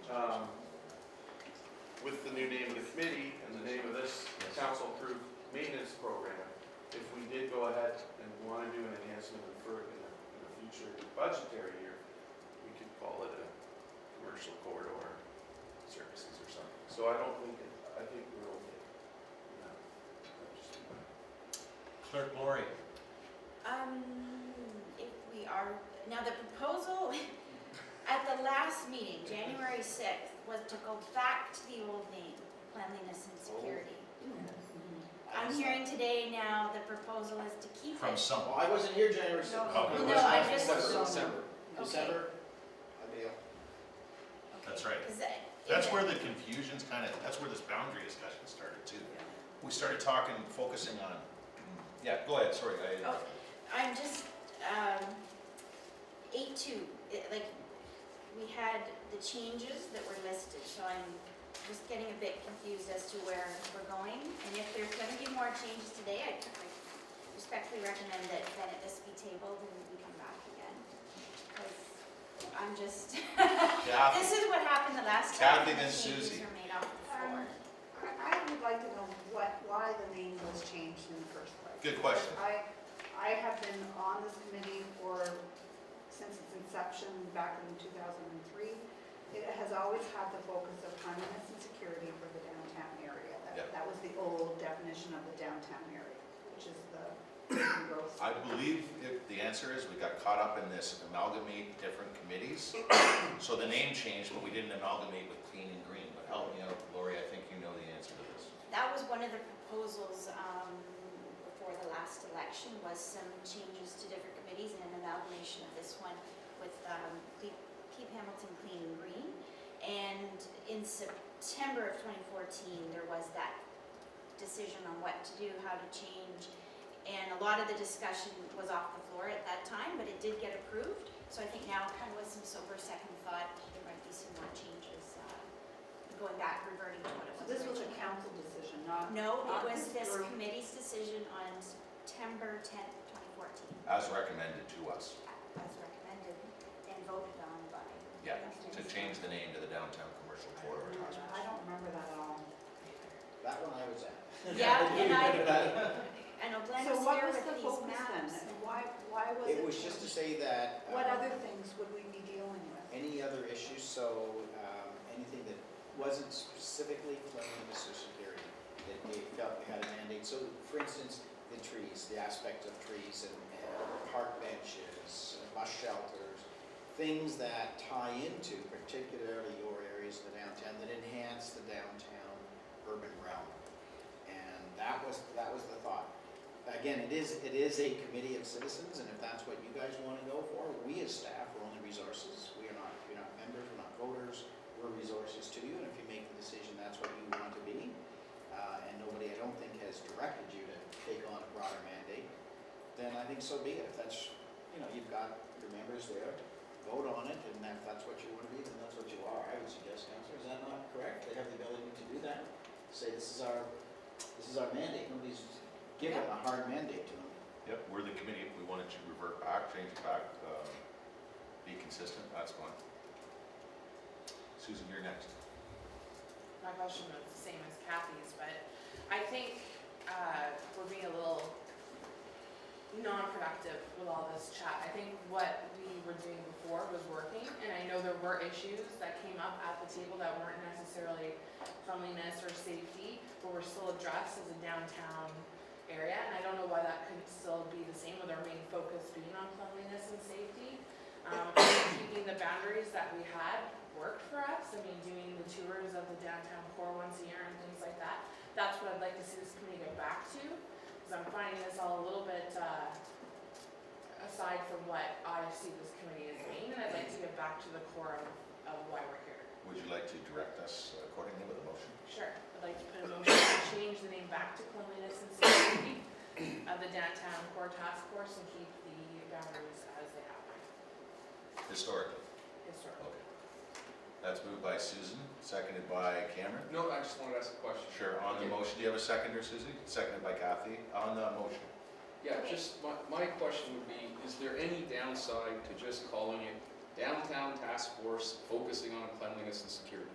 That way, if there's other issues that come up, trees, zoning, blah, blah, blah, we can speak to it. Or are you, and I'm going on your advice from your past Yeah. experience, if you think that those are red herrings and they're best dealt with elsewhere by citizens and other forums, then, you Well, I know, think we can deal with those issues at this table, it doesn't really matter what the title is. You know, I think this is focusing on downtown. Yeah. And as you'll see, when we do tours and things like that in certain corridors, those issues do come up. It's never been, we have to focus strictly on security or cleanliness. So I think keeping the name is fine, but knowing that part of our mandate is to look at the overall area to make sure that things are functioning as they should. so All of those other issues can come up with a happy meeting. Yeah, sorry. at the, Happy meeting, so this is PI advisory. Well, to a certain degree, he doesn't have to be guided though, Yeah. so. So I guess just my question then for the motion is, if you make the motion, then the downtown task force on cleanliness and security, and there still has to be verbiage about what the mandate is. You could just say in the mandate that it's focused on cleanliness and security, but also will be considering other issues. You don't even have to articulate what they are. Then I'm fine. Okay, this, again, we're doing this off the fly, and this is what got us into trouble the first time, if I can just be blunt. So, if the motion, do you just want to go back to pre-September 10th, 2014, and everything that was on? I don't know why it was changed. I mean, I was The happy committee with how voted this for the change. I don't was know. going, so I don't know why all of a sudden there's all these things being thrown at us. That's my personal opinion. And we haven't really received a substantive answer as to why. Right. Other than we were in the mix to be amalgamated with a clean and green, which never happened. And that was part of the reasoning behind calling it the commercial corridor versus safety and security. And you heard from urban renewal, the other piece was, so we had a more expansive mandate. We included things like zoning and trees. Sorry. So other than that, I'm with you, Susie. Let's get back to basics and then start on the good work that we did last term of council. If it's become too confusing, this is our third, I think, official meeting where we spent a great deal of time trying to get our heads around. Now that we've had the reports that we've asked for, let's just move on and start our good work. Sorry, Cameron. Well, the mandate that's in the minutes, right, doesn't suggest to me that anything's changed from what it probably was previous years. Identify and report to issues, perception of cleanliness and security downtown core, but it's not defining exactly there, but then you go on to define geographically. Recommend appropriate action strategies to deal with it, to the perception of it. Create short-term action plans, medium and long-term action plans involving partnerships, social funding, and implications. So it's only, now, and nowhere in there does it actually say we can speak about anything else. But it does use the word perception, which brings up a lot of other issues. Fine. So, to me, it doesn't make any difference. Like, if that's what the mandate of the committee is, and council hasn't adjusted that, that's our mandate, correct? From council, so it hasn't adjusted that, so call it whatever you want, that's what we're focusing on. That's the mandate that the committee established and the council approved. Yes, I understand, but the mandate has not changed. No, I don't hear So- the motion, the mandate change. So it's just maybe we can Just the name and the historical boundary that we need. put this to bed. Yeah. But the composition gets all messed up now too. Again, if we revert to the September 9th, 2014, you're gonna have to relook at composition because the changes there did not include some other representatives, for example, James South. That was a new addition. Mhm. But if we go back to pre-September 10th, that means Cameron wouldn't be a member of the committee. Right? So, So, right, good point. What we don't have is representatives from either the Maine West or King West, and this is our third or fourth meeting now. They don't seem to show an interest Or anyway. James North. Or James North, yeah, but that was traditionally Murray Street is part of our boundary, right? Murray, with the cleanliness piece anyway, Murray on up to 100, right? So I would, a friendly amendment to include James South then, since Cameron participates regularly and clearly we offer a lot of attention anyway. Sorry? Sorry. Yeah, sure, that, and Rachel as well, Barton, Kenilworth corridor. Jess? I also, the composition, it was highlighted too about adding community representatives, I imagine that would also have to be, I don't know if that was changed or not, like I wasn't here before that, so I don't know. It wasn't a change, it was just not listed in the last Oh. terms of reference, thank you. It just wasn't listed in the last terms of reference, so that was more just a housekeeping matter Okay. from the clerk side, so that's it.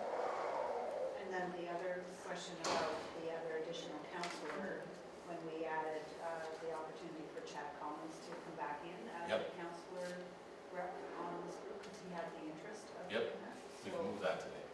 okay, so when do we add that Oh, okay. as an official? But if we're reverting back invitation? to the pre-September 10th, counselor, there was an additional counselor. That's right. But with what you asked me to show at this meeting, is because that counselor was taken away, now is coming back. So we've got conflicting terms of references here. So what we're saying is the mandate stays the same, the title is the cleanliness and security. Okay. We are looking at the geographic boundaries, going back to the historic geographic boundary. Okay, so pre-September 10th. So it's Dundurn again, or Queen? No, this is No, the it's original, like the, what do you call it? Urban Growth Center? Yeah, the Urban Growth Center. The original Urban Growth Center, which includes the spines of James North and James South. That's right. It is Cannon to Hunter on your north-south, with allowing for the two spines, Yeah, Queen to Wellington. to Wellington. What That was was that? my definition of downtown. Perfect. Now we're adding Barton Yeah. as the Barton That's the BIA, part. right?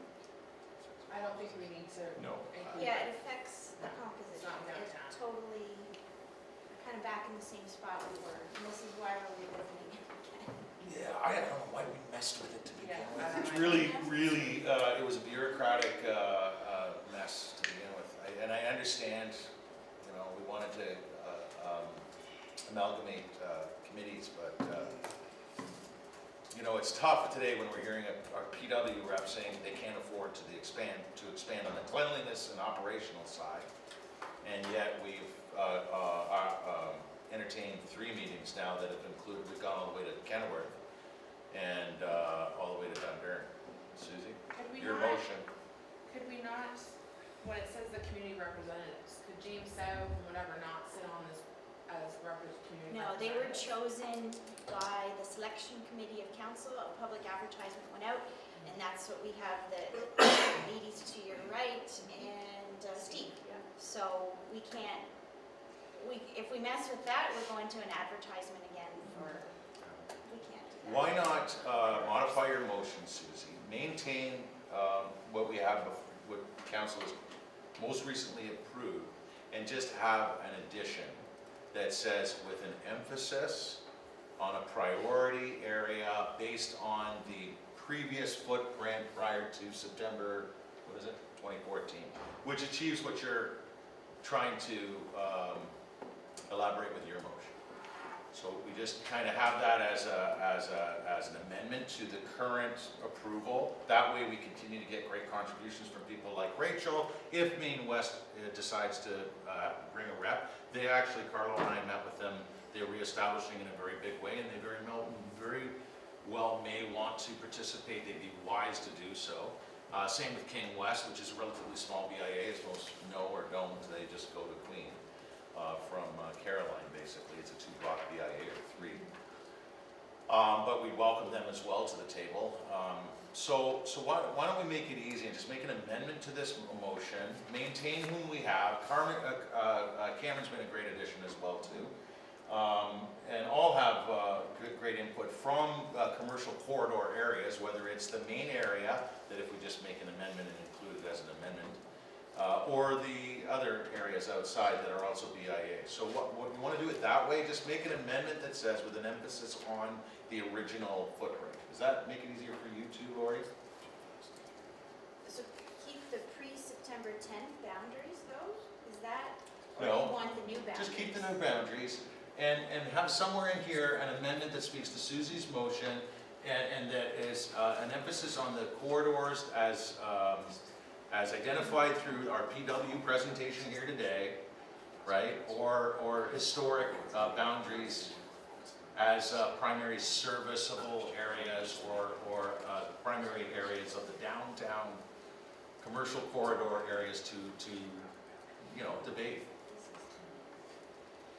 With an emphasis, with the committee emphasizing our mandate in the previous footprint and the footprints identified in terms of service, PW service area. Because that overlaps too, which is confusing, right? We have a report today that says PW, its primary emphasis is between Murray and Hunter and Wellington and Bay, and yet our focus for 4 years was kind of those tentacles, right? Was the growth district, the urban growth. So, Mr. Chair, how did council, through Public Works, deal with the cleanliness issues beyond the They scope didn't. of this big block, this big box, out to Queen or to? What I'm hearing today is we did, that's the confusing part. We create this massive footprint for all of us to address. We add people to the committee, but we don't add to his PW budget. Can I just, Mr. Chair, say that public service areas though are not tied to this committee. If Peter is instructed to pick up garbage in my area of the West Mountain, they're separate and distinct, from the committee. Okay, but so what you don't know historically, a fairly new clerk, is a lot of these primary pickups, this daily service versus your area, which is monthly, was the origins of discussions through this committee. So they were created through this committee, through safety and security historic. So I knew you were going to say that. Yeah, right. Right, the street sweepers, the garbage pickups, the BIAs work with this committee on the poster kiosks, right? Urban renewal's always here. So I'm sorry to interrupt, but it is connected. A lot of PW's budget and primary service was established historically through this committee, as established by Andrea Horvath back in 1997. I've got the 2003 report here too, with the original task force and what maintenance levels came out of it too. So, and it's very much tied that the map in the appendix says, the task force service area. And again, it's a different. Does it look like the It's different. Queen to Wellington? It's Hunter to well, here I Cannon? think I can do this. with the two If I can spines? get the right 'Cause level. I'm pretty sure that's what the definition is. And that's why King West was included, Maine West is included, because they touch that geographic area. Right. There you go. You can make up. See how the core area, which we call the primary service area. See how at that time it actually stretched up James and down James. But And it that didn't- specifically names the King Street BIA as well. But it didn't go up to the waterfront. Yeah, it says, what does it say there? Task force area of concern is within the black boundary, and then the task force core area is within This bound. yes. With the two spikes. Yeah, along James. And then there's a primary service area, is the shaded in area in the middle. No, those are BIAs. Oh, I see. The primary So service the area. primary, which they call core, and this one is within the dotted The line. dotted line. Victoria. So Victoria to Queen and then Cannon to Hunter, which is what I thought it was. That's what I Yeah, thought. that's what we've been Yeah. historically dealing with. The task force core area. Yeah. Yeah. So there we go. Right. And And through this amalgamation effort that we approved, we rubber stamped when we first met, the council's approved, that this primary core area when we regularly met, we dealt with issues within this area, has turned into, Just the corridors now, like the King, That's what was approved by council. James, and Barton. right, And that's, I think, where we're having difficulty. yes, that's where we're at. But it sounds like we just about cleared it up if we just consider Susie's motion as amendment, that this task force core area remain a priority for this working group. Leave it at that, continue to welcome Rachel and her input. She should be satisfied too, because she now has a sidebar where her BIA gets some much needed, I totally agree, attention. Cameron, who, you know, frankly is working closely and likely will be successful in due course, let him take his time with the merchants he's working with. We'll have a new BIA in the south, so, and we've already, clearly with our core area, have included James South in the conversation for years and years anyway. So would an amendment be fine?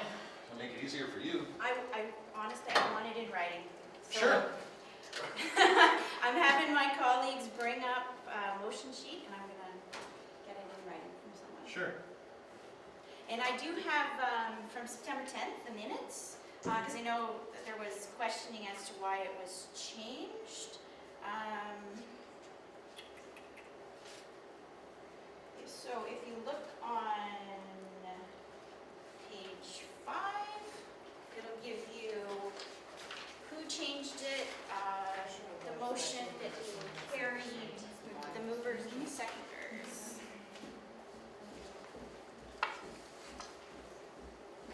Sorry, Peter, that slide was from 2000 and...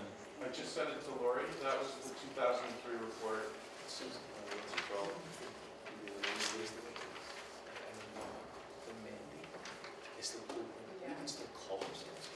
July 15, 2003, report 03001. Task Force on Cleanliness. And that was called, as before, what was it defined as, that gray boundary, core area? 03,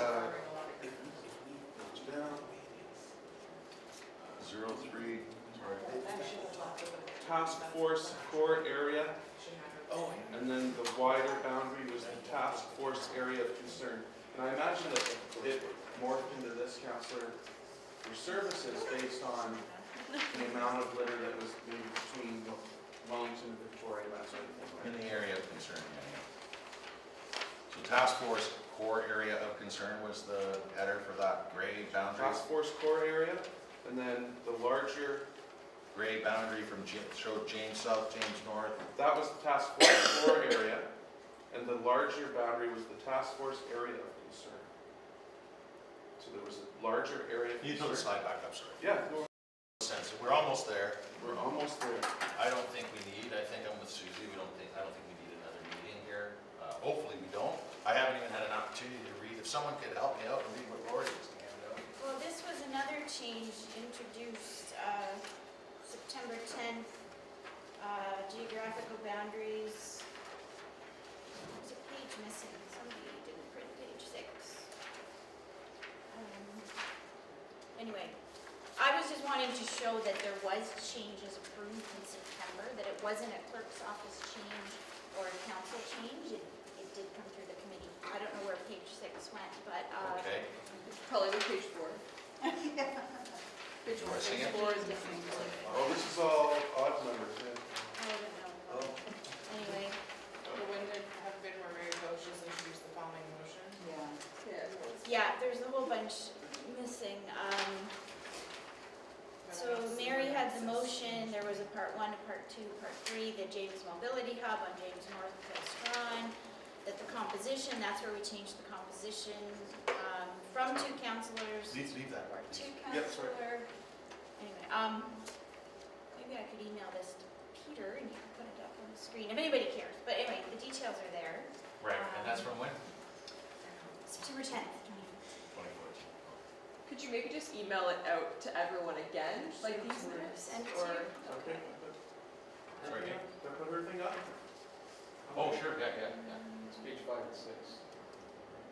It's 6 that we don't have. creep all your email on your. So is it fair to say, changing the name back without actually holding the vote, we're largely okay with that. The composition, we're largely okay with that. The mandate, we're largely okay with that. Yep.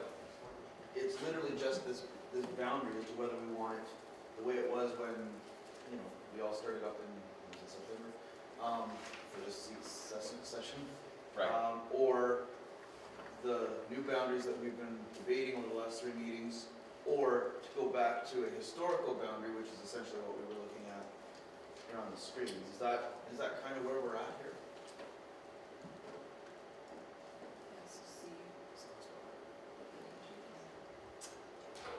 Yeah, that's currently where we're at. I'm suggesting that Susie's motion is an amendment. It just clearly states that we, as a committee, emphasize or our attention with an emphasis on the original task force core area of concern and task force core area as identified in the July 15th, 2000 report 03, whatever. And that just gives us it just gives us an amendment that speaks to what we're obviously all concerned about. We're concerned about this expanded footprint and then how it affects our mandate, how it affects our productivity, and how it goes far off. The tentacles are now way off out of the original mandate area, which was downtown, as it related to safety and security. If that's in a nutshell what I see as being an issue here for a lot of people. If we want a committee that looks at this massive, sprawling, continued growth of the footprint, that's fine. We probably would want about 3 or 4 more counselors and and guarantees from all the BIAs and everything else. But really, I think what's happened is we changed the name and expanded because there was suggestions we should amalgamate different committees. And that's how this committee, last term of council, got into the conversation. Urban renewal was no help. I know Glenn's gone now. But that's what started all the confusion. We get maps like this with 4 or 5 different boundaries. Then we start asking people like Peter, how much does it cost if we actually had the same kind of task force core area of concern attention and dollars as part of the footprint that we're now purporting to have privy over or have say over as a committee. We heard our PW guy today after his report and on his last page of the report say they haven't put it in the budget for this year, they can't afford it. The current expenditure of whatever it is relatable to mostly operations from a Murray Street to Hunter Street to, Murray to whatever it was. It was basically our old boundary, the core area, right? What in 2003 we called the core area of concern, or the core area. You gotta put that back up there because I want to make sure I get that right because Lori doesn't want to go through this again either. But if we just kept what we have now, we can have some future considerations on even the name, on the boundaries, and maintained our focus as a commercial corridor, and just make sure that we have an amendment instead of a motion that changes everything, which is what I think our clerk is worried about. Just add to our current motion, our current mandate, and what you have before us with item 8.2 today. No, there's been changes, that's the problem. We've had amendments to amendments. So you need some time to figure this all out. But then I'm hearing though that nobody wants to discuss it again in the meeting. So I'm So I not think our here. Well, mandate no. stays the same, does it not? Our Yeah, composition stays the no, same. that's, mandate can stay the same, our composition should stay the same, Right, yeah. even though a couple of folks aren't showing up. 8.2. Yes. Yes, Not- yes, yes. Okay. right. And then our geographic boundary is the definition of that historic boundary of 2003. But that's where we have to make the formal motion to Right. council. If we're gonna change Well, the name. whole package goes to council. With the name change. Right. Or we could just move a motion aside from this, whatever you call 8.2, have Susie's motion, have Susie's motion reiterate or confirm that this committee is interested in emphasizing our ongoing debates and conversations on the original 2003 Task Force Core. That's it, right? We know we're gonna be talking about that a lot anyway.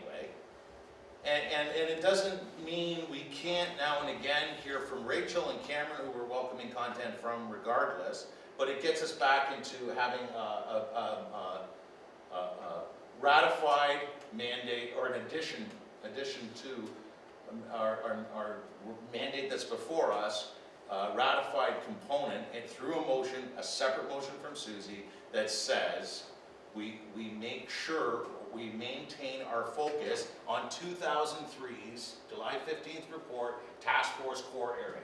Because I think that's our big concern, that we've lost that Task Force Core Area focus, and now we're with tentacles all over the lower city. Am I right? Is it okay to just still continue with the motion? Minus, I don't care about the name change personally, it's up to you guys, that was part of Susie's motion. I just want to get on with it. Yeah, me too. I very much would like to get on with this.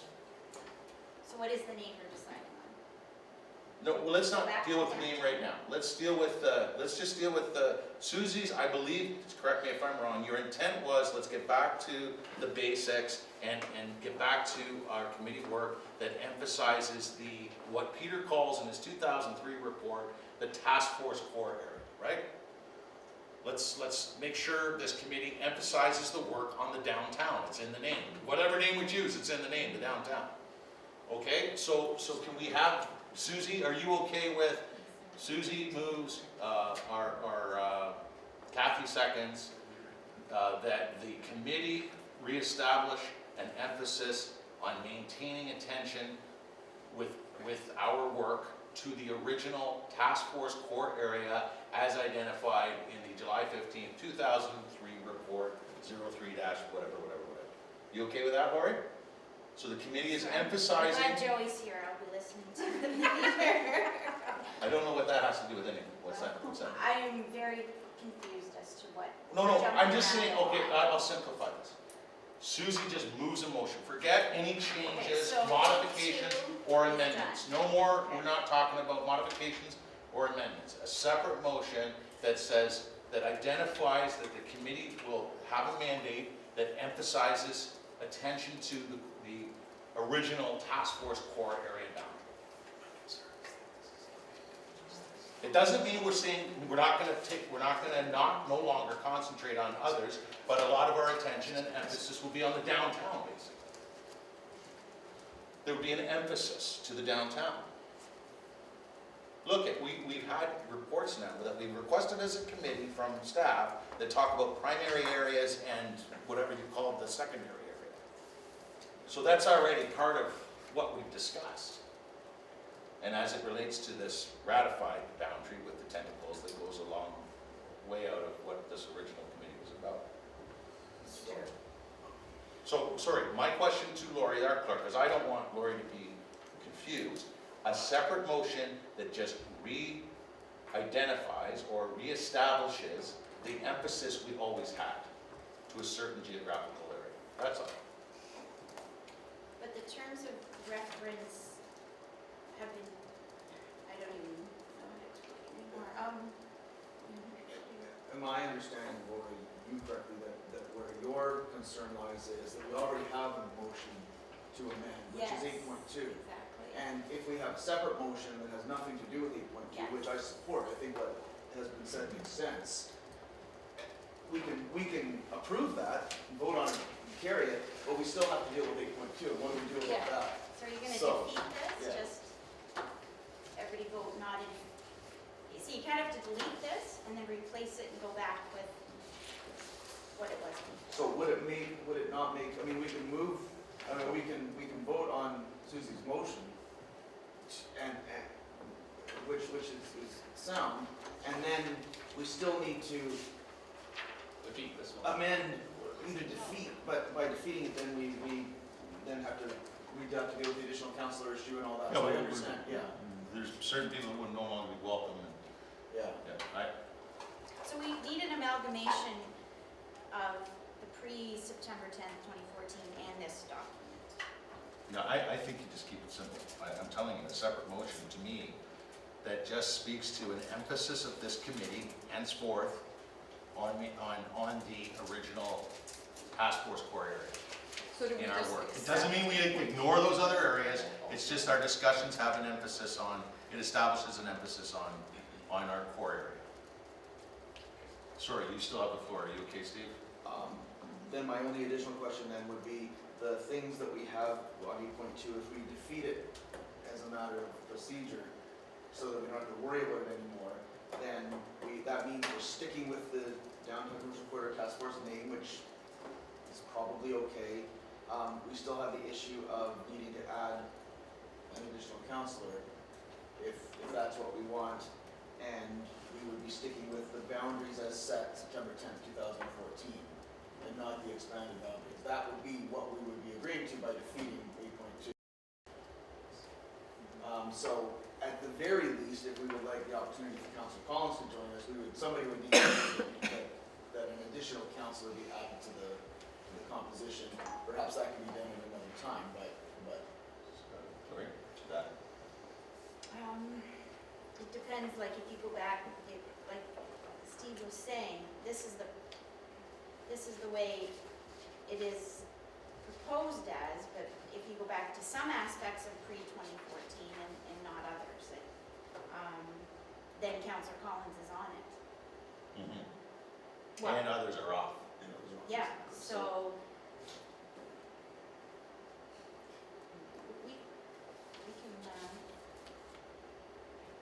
we can, we can deal with Susie's motion without impacting this. That's what I'm trying to say. Yeah, but we still have to deal with this because there's we just agreed upon changes that were beneficial to the committee. Okay. Perhaps not all of them are necessary, and that's why we're still debating this. Yeah. And I apologize for. No, Further, but. Yeah, it's too bad. It's just become very confusing because it got bureaucratic. We were humming along just great until somebody decided to change the name, basically. I was not at that meeting. No.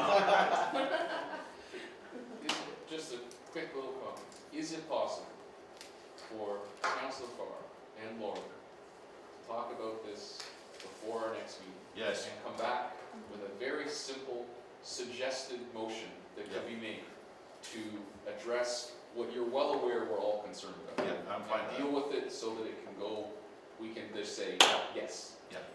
that's what 8.2 was. Yeah. Okay, so. Yeah, So, but I it's understand. not what we expected. Okay. That's So why we're having can this we debate. But- table 8.2 for Yeah. now, such that you can go back and procedurally deal with how to address 8.2 that we've got as a proposal here, and anything additional we want to have to make it so that we're all happy and we can go forward with business. I'm fine with that. That's fine because it is, we're getting into the day here. We'll get to your tabling motion in just a moment, but Jesse was on the list and Susie as well. Jessica, no, I'm good. You're good to table? No, You're okay too? Anybody else? Okay, so Cameron has moved to table the issue to allow time for the chair and the clerk to come back with, Order, Mr. Chair, you have a motion on the floor already, moved and seconded, so you have to deal with that first. okay, well, Look at Susie, tabling you have a this, motion. right? You're right, sorry, thank you, Vice Chair Cathy. So Susie's motion is to, sorry, what was your motion? Because I modified it without your permission, so we'll go back to whatever your motion was. Okay. Unless you want to, rescind or table it, Withdraw. and we'll withdraw it, and I we'll deal can with. withdraw if that's easier for you. Well, then we can do the table motion, and That's then fine. finally get this done next meeting. I'll withdraw. And probably in short order, because I think I see where we are at here. But you know, Just by changing. I do, this. yeah, yes. I think So the there's a tabling good motion is from consensus. Cameron, seconded by Kathy, all in favor? And that's to allow time for you and I to get our ducks in a row. Perfect, thank you. On to item 8 point, we'll leave chat then, I guess, for now. No, You guys can figure out how to deal with it. Yeah, Maybe we'll you can figure it out, yeah. 11.1 is done, 11.2, this was an added item, and so was 11.3. 11.3 was cigarettes, so 11.2 is you, Susie, on graffiti. Okay, Joey, could we read it? The only reason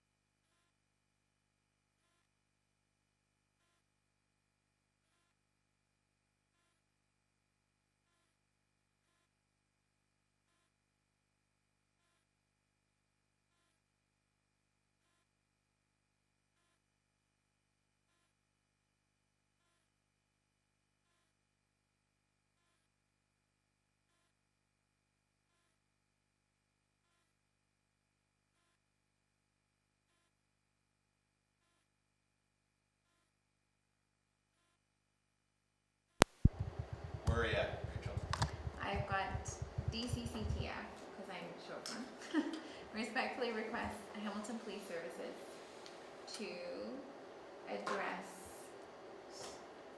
Seriously look at the escalated graffiti vandalism within the downtown core, with possible solution or action being a pot project. We want to, And or any additional enforcement measures. And I would say relating to the current investigation going on in International Village, because they have all the information and we don't want there. and that this motion be forwarded to the Hamilton Police Services Board for their January 27th. Yeah, it's Paul Morrison, that's a good point, thank you. And Superintendent Paul Morrison.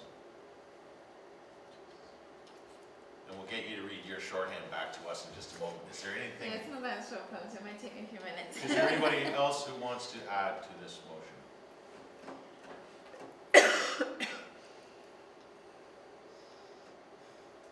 You may need to, well, we don't need to, we have to request that the clerk or do that, forward the motion to, No, okay, you'll just do that.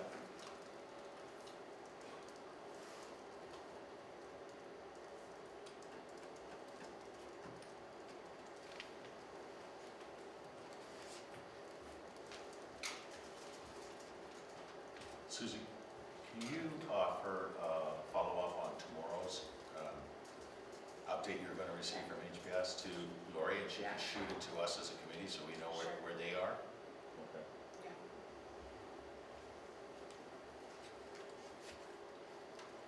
And I'm sorry, you said there were two things that we should do. The pop project was one, and what was the other? And or additional enforcement Additional. actions or initiatives. Thank you, sorry.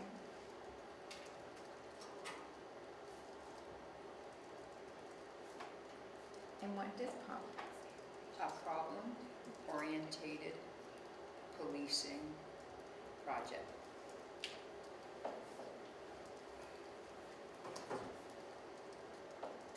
Thank you, sorry.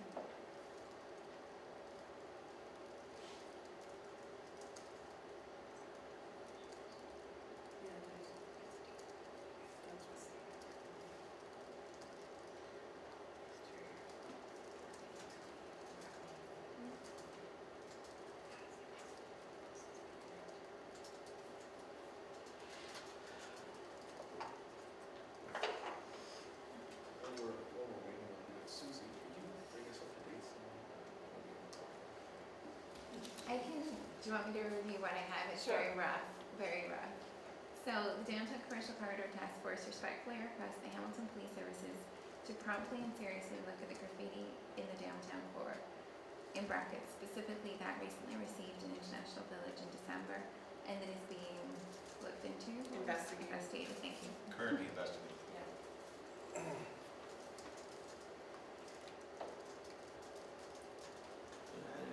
Escalating graffiti, just to make it clear. Dramatically escalating. This is. Can you read, Rachel, the first sentence? Yes, Again? and then I have another one. So the Downtown Commercial Corridor Task Force respectfully requests Hamilton Police Services to promptly and seriously look at the graffiti in the downtown core. Okay, Specifically, yeah. Dramatically escalating graffiti. sorry, where did you want that? Where you got graffiti, dramatically escalating. Oh, at the dramatically, yes, thank you. Graffiti.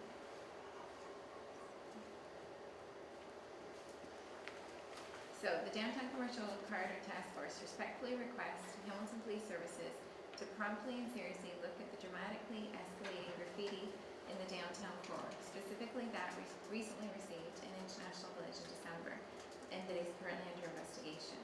We request the following, if I can make requests, I don't know. We request the following actions. For a problem-oriented policing project to be established for this graffiti received in International Village, and for additional enforcement or actions as required. Seconder? Marissa, want to second that motion? All right. Sophia, yeah. What's that?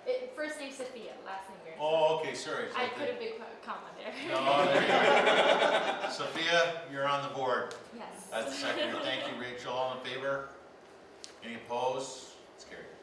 Cameron, 11.3, cigarette butts as a follow-up to the report, I guess, we received from Phil Emersky last meeting. Upon reflection, I'd like to hear what other committee members have to say about it.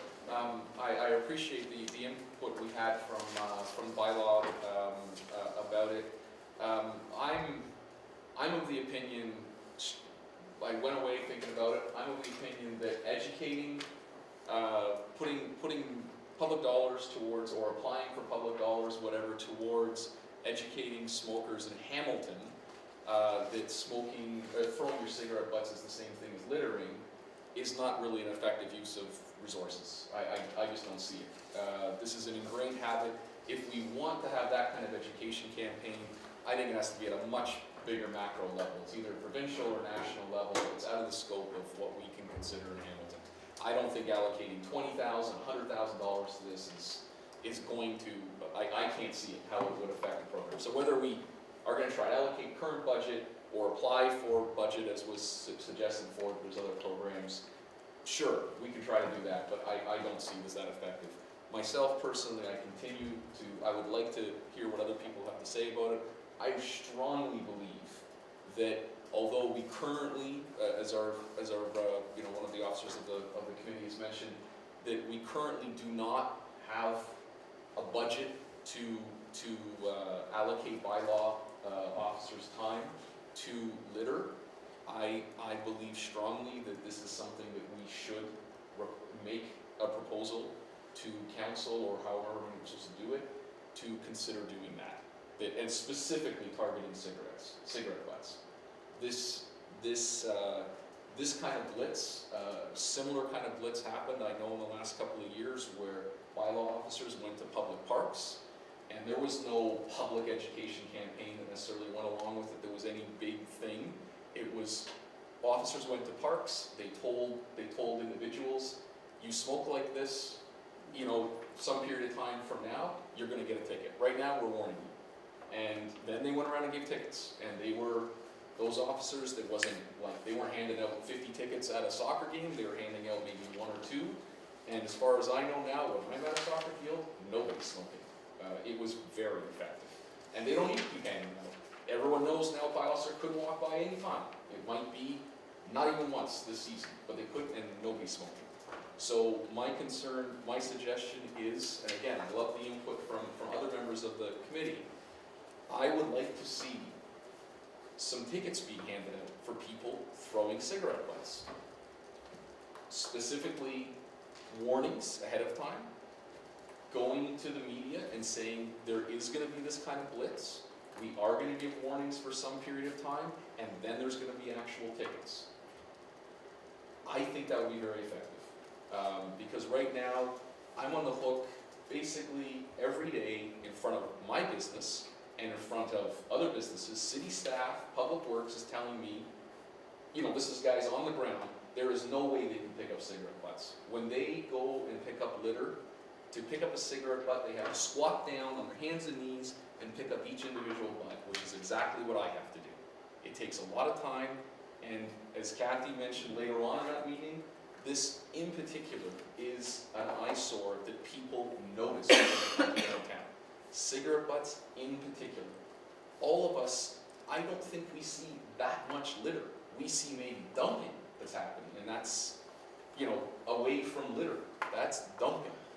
But cigarette butts in particular are an eyesore litter that it is very difficult for staff to be able to clean up in any kind of regular, for staff to walk along and spear paper and whatever, and stuff that's blown off of garbage. It wasn't even intended as litter by anybody, but it's lying there in the street now. That, I think, does get collected fairly well. But cigarette butts sitting there, they sit there for years until someone picks them up. Staff finally has time that they can go and allocate it for, or business owners or property owners have to pick them up. So I'd love to hear from more people on the table, because I firmly believe that this kind of, not just education, but a stick approach to smokers to galvanize them to consider how are they going to deal with not flicking their butts anymore. And we've got receptacles coming now more and more that are there. If there was an enforcement measure where smokers were all of a sudden in the position of saying, okay, well, where am I supposed to put my butt? You know, well, now it's a different discussion. So now I know that there is there's products out there that have been tried and marketed for smokers where they can put it with their pack or whatever, where they can put safely their cigarette butt into some kind of, I don't know if it's metal or whatever, but some kind of non-flammable container. They exist, but nobody's buying them. Because why would you buy them when you can just flip your cigarette? It doesn't cost anything. So I know other more conscientious smokers will put out their cigarette butt on the heel of their shoe so that they're confident it's not going to be flammable anymore, and they put it back in their cigarette pack. So, I mean, there is ways that individuals can deal with it, but right now, it's an enormous issue in the city. And I don't think waiting to do an education campaign is going to solve anything myself. Rachel? What if we were to do a couple of different approaches? I find kids are very good at making people feel guilty, and they're also very good at going up to people saying don't do that, and typically people won't hit them. He likes it. So what if we were to go to elementary schools, if I don't know how this works, and have basically kids draw pictures of clean streets or why people shouldn't drop cigarette butts, and then get them made into posters or something, and maybe put them in bus shelters or put them around the BIA to say that, you know, children who live here want clean streets, they don't want to have to walk by cigarette butts, and they don't want this, and to kind of play on that guilt trip piece. Cameron? Sorry. Go ahead. And also just with regards to those receptacles that you were talking about that are convenient, I think you can get them for free through certain places. I don't know if it's Public Health or Environment Hamilton. Bill has some.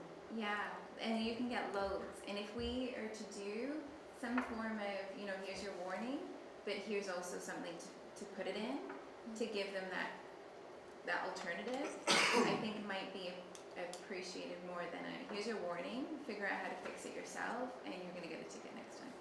Do you know what I mean? So Cameron, you open with, you feel we're beyond awareness campaign. The counter argument from Rachel is use kids for an awareness campaign. Maybe a Cleaning Green Task Force item, but regardless. As I say, I'm interested in the input of the rest of the committee, because, you know, I'd like action on it myself. I think it's a pressing concern.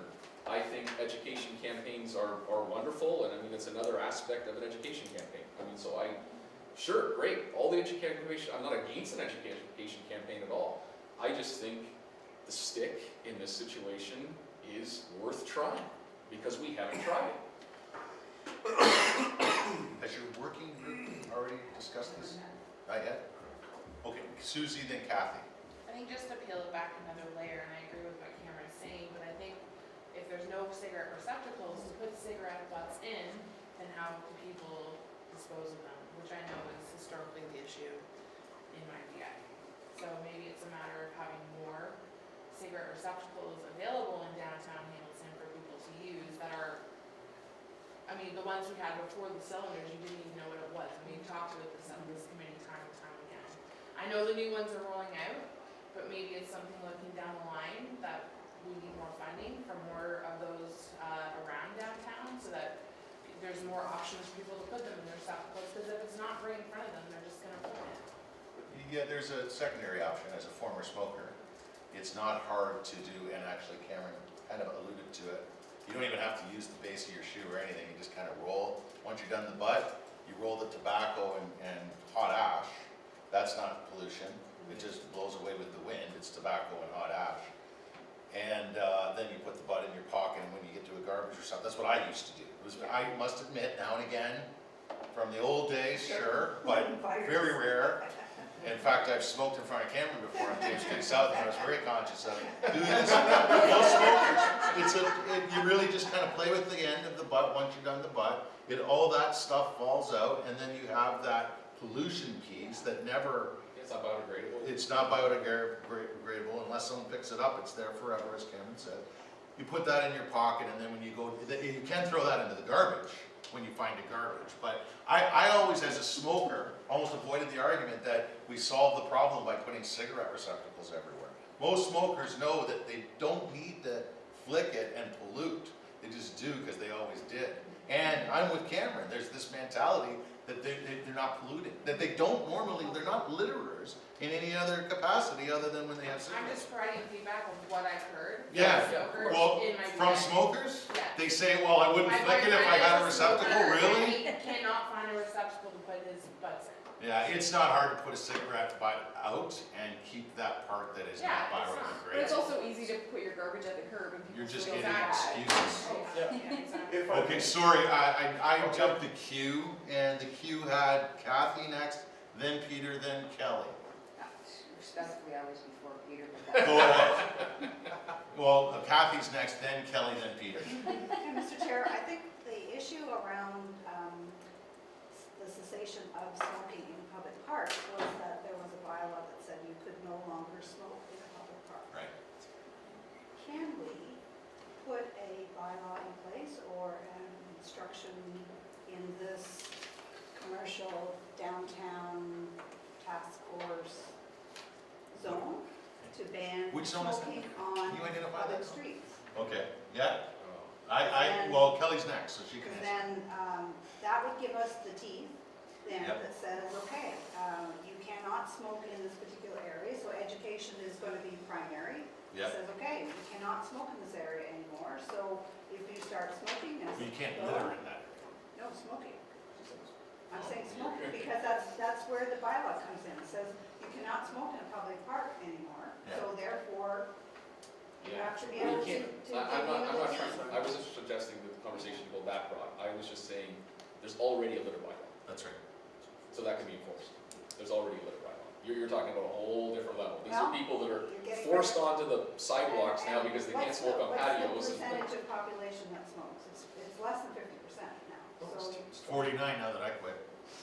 That's so 20. yeah, so you're only dealing with Yeah, the it's a lot. habitual smokers. Well, you're taking us to a whole new level, but I know There you go. historically how you feel. So Kelly, can you answer any of I that? can- I know we do have a littering bylaw. Absolutely, yeah, we have a littering bylaw that can be enforced by several bylaws. Right. There's the yard maintenance, there's the streets, there's the waste, there's all kinds of bylaws to enforcement. It comes down to enforcement resources, but I do agree with Cameron that the enforcement plays an important piece, but public health, when the province said no smoking in public places, they had a year of just education, and then they had a period of time where they did the warnings, and then they went into a fines. It always has to be a gradual. You can't just go right to fines. The public outcry would be just crazy. So that gradual thing is very, very important. There needs to be education, even if it's the warning, that's an education. Even if this is what's coming, that is all education, and it is changing people's behaviors. Counselor's right, you can get rid of a cigarette butt. They have little receptacles that you can get, we can give them out, you can purchase them to cheap. You've seen them. Yeah. Police didn't like them because people were using them for other means of other storage. But they're out there, and it's just letting people know that there are these tools out there to help them. If we go around handing out all of these tickets, the courts are going to be overloaded. They can't even handle what we've already got. Everything's increasing in enforcement. So even our parking tickets don't go through the courts anymore. There's other avenues. We need to look at what kind of fines, what kind of tickets. That takes time to do that.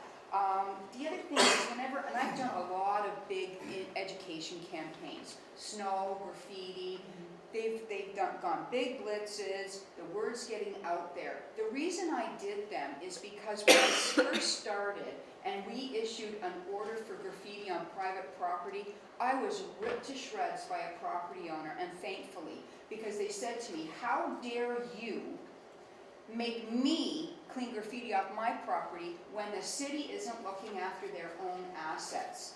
And I went, what? So he said, this park is a mess. This place is a mess. So I started to investigate, and I found out that they were truth. There was truth. We weren't doing a good job on our own assets. So we needed to come up with a whole process to deal with graffiti. Same with snow. We're telling people to remove their snow off the sidewalks within 24 hours. Well, the city has to lead by example, and we have to do the same thing, or even better. We have a big workforce out there. We need to make sure that our ducks are in the row before we tell the public that our own city staff are practicing what we preach, because I get the escalated complaints on various departments throughout the city, and not just picking on the city, I'm just saying, but if the city's going forward with aggressive action, we need to lead by example, and it starts in our own backyard. So we have work to do before we go out there and get heavy with the public. And I do believe there are some people who just aren't consciously thinking. They're not thinking that their cigarette butts are going into our landfills or our water, they're hurting the environment. And the Clean and Green looked at this, and they were starting to roll out this really cool thing that had cigarette butts and tobacco water coming out of taps. Wow, when you see a picture like that, you're going, wow, that's the kind of thing that starts to get people's emotions. You got to get to their emotions to change their behaviors. So I'm giving you the enforcement piece of my past practices and the challenges to just going forward with a heavy enforcement. I do believe it should be graduated to some sort of enforcement, but that has to come with the resources as well. So it has to be a very well thought out business case to do a program like this. Congratulations on quitting smoking, that's quite a big thing. I wasn't aware of that. I may indulge in a cigarette once in a while. Which kind? What's Are you the guy tobacco? with the container that's using the container for Yeah, I other got one of purposes? Phil's containers. Do but I you- what do you usually put in knock- there? I knock the heater out and I find the closest litter receptacle. But this is probably not the forum, so very briefly I would say education programs, behavior change is one of the most difficult things. I did it for 15 years, it's not easy. The Clean Committee has proven techniques and proven programs that have been put in place that won't eliminate the problem, because frankly we're not going to be able to eliminate it, but we could do. So what I would maybe respectfully recommend is that a member or two attend the Clean and Green Committee and have a discussion on what the options are, you know, if there's available funding, and this includes posters and communications and how to address it, because maybe we could put litter containers every 3 feet on public space if we could do that. Somewhere like James Street, can't even do that, it's not a sidewalk, but it's not, it's, you know, often in some PIAs, it's one location or two that's actually 80% of the problem, and perhaps they should have a private. So this is what we look at. Where are the problems? Get everyone involved. Oh, there is a problem here, you know, and then you have an aspect of Kelly coming in with the stick, right? And that's part of it. But certainly there needs to be a measured approach. There's no need to reinvent the wheel, so I would respectfully suggest that a member talk to myself, because our group handles the Clean and Green now, and we can make that happen, and maybe report back. And if you're not satisfied with that option, then maybe pursue it further. But I think it's been done before, the model's there. I would suggest let's take advantage of it, or learn more about the option perhaps. And if we were to follow up on that, that would be likely a member of our currently approved working group on discarded cigarette butts. That includes you, Kathy, Jessica, and Cameron. One of those three or all three could go to your group. That's your suggestion. Anybody else? Do we have a date for that? Or we could meet with you, representatives from the committee can meet with you when it's convenient with you to go over the options. Do we know whether there's another Clean and Green committee meeting in the next month? Yes. There usually is, I forget which, I think it's the third Tuesday or something. But I Jessica? can, Would you be able to meet during the day with the Clean and Green? So it's what- actually a Their night evening meeting. meeting. Yeah, it's a Oh, night evening meeting. meetings? 5 or 5:30 starts. Okay. Is that still I okay? would just need some notice. to- Yeah, me too. Sure, yep. Okay, so why don't you ask that we be placed on the agenda for that meeting? And perhaps that might speed up the process for us to address because then we'll learn what new initiatives Bill has got in mind for that group to prepare for 2016 and work through that process. May may I, just as direction to Kel, get a report back to this committee next meeting? We can put it on the agenda on the current level statistics around the enforcement around recreation centers and parks. And For how many smoking? officers? I think it's 4 dedicated full-time officers on the enforcement of smoking. I would At have to arenas and contact parks. public health, I could ask. Or ask them to join in We the could ask report. public health to attend the next meeting. Public health is the Yeah. body that enforces. So if we could ask them again. And I think that's a key piece to your original commentary, Cameron. We are doing tobacco enforcement. These fines are $315. And I'm interested to know, and it does encompass our area downtown, how many fines we've delivered to date, how effective this enforcement has been. Somebody said that there's virtually no smoking in front of rec center doors or in parks anymore. Was that you? Parks. You used the soccer analogy. Yeah. I've seen the same almost in front of arena doors. But I also see often those 4 full-time enforcement officers. I think there's 4 in total in shifts of 2.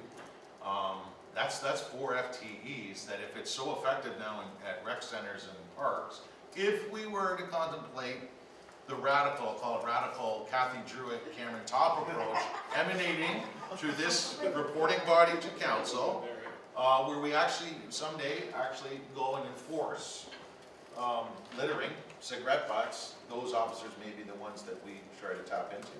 But that said, I'm just going to leave that as just direction. If you could ask public health to Absolutely. share the updated stats on how enforcement has come as it relates to rec centers and parks. Can I just add one little piece, Counselor? Sure.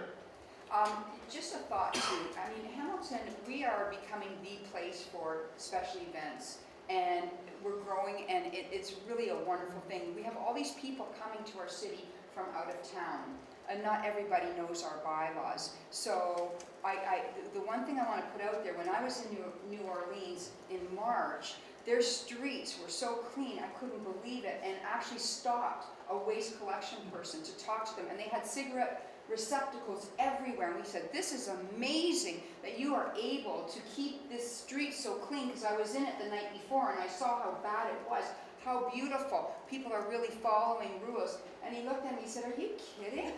They're not following any rules. We can't enforce this. See all these cigarette butts holders? And I said, yes. He said, they're not full. It's us who are walking the streets and we are cleaning them.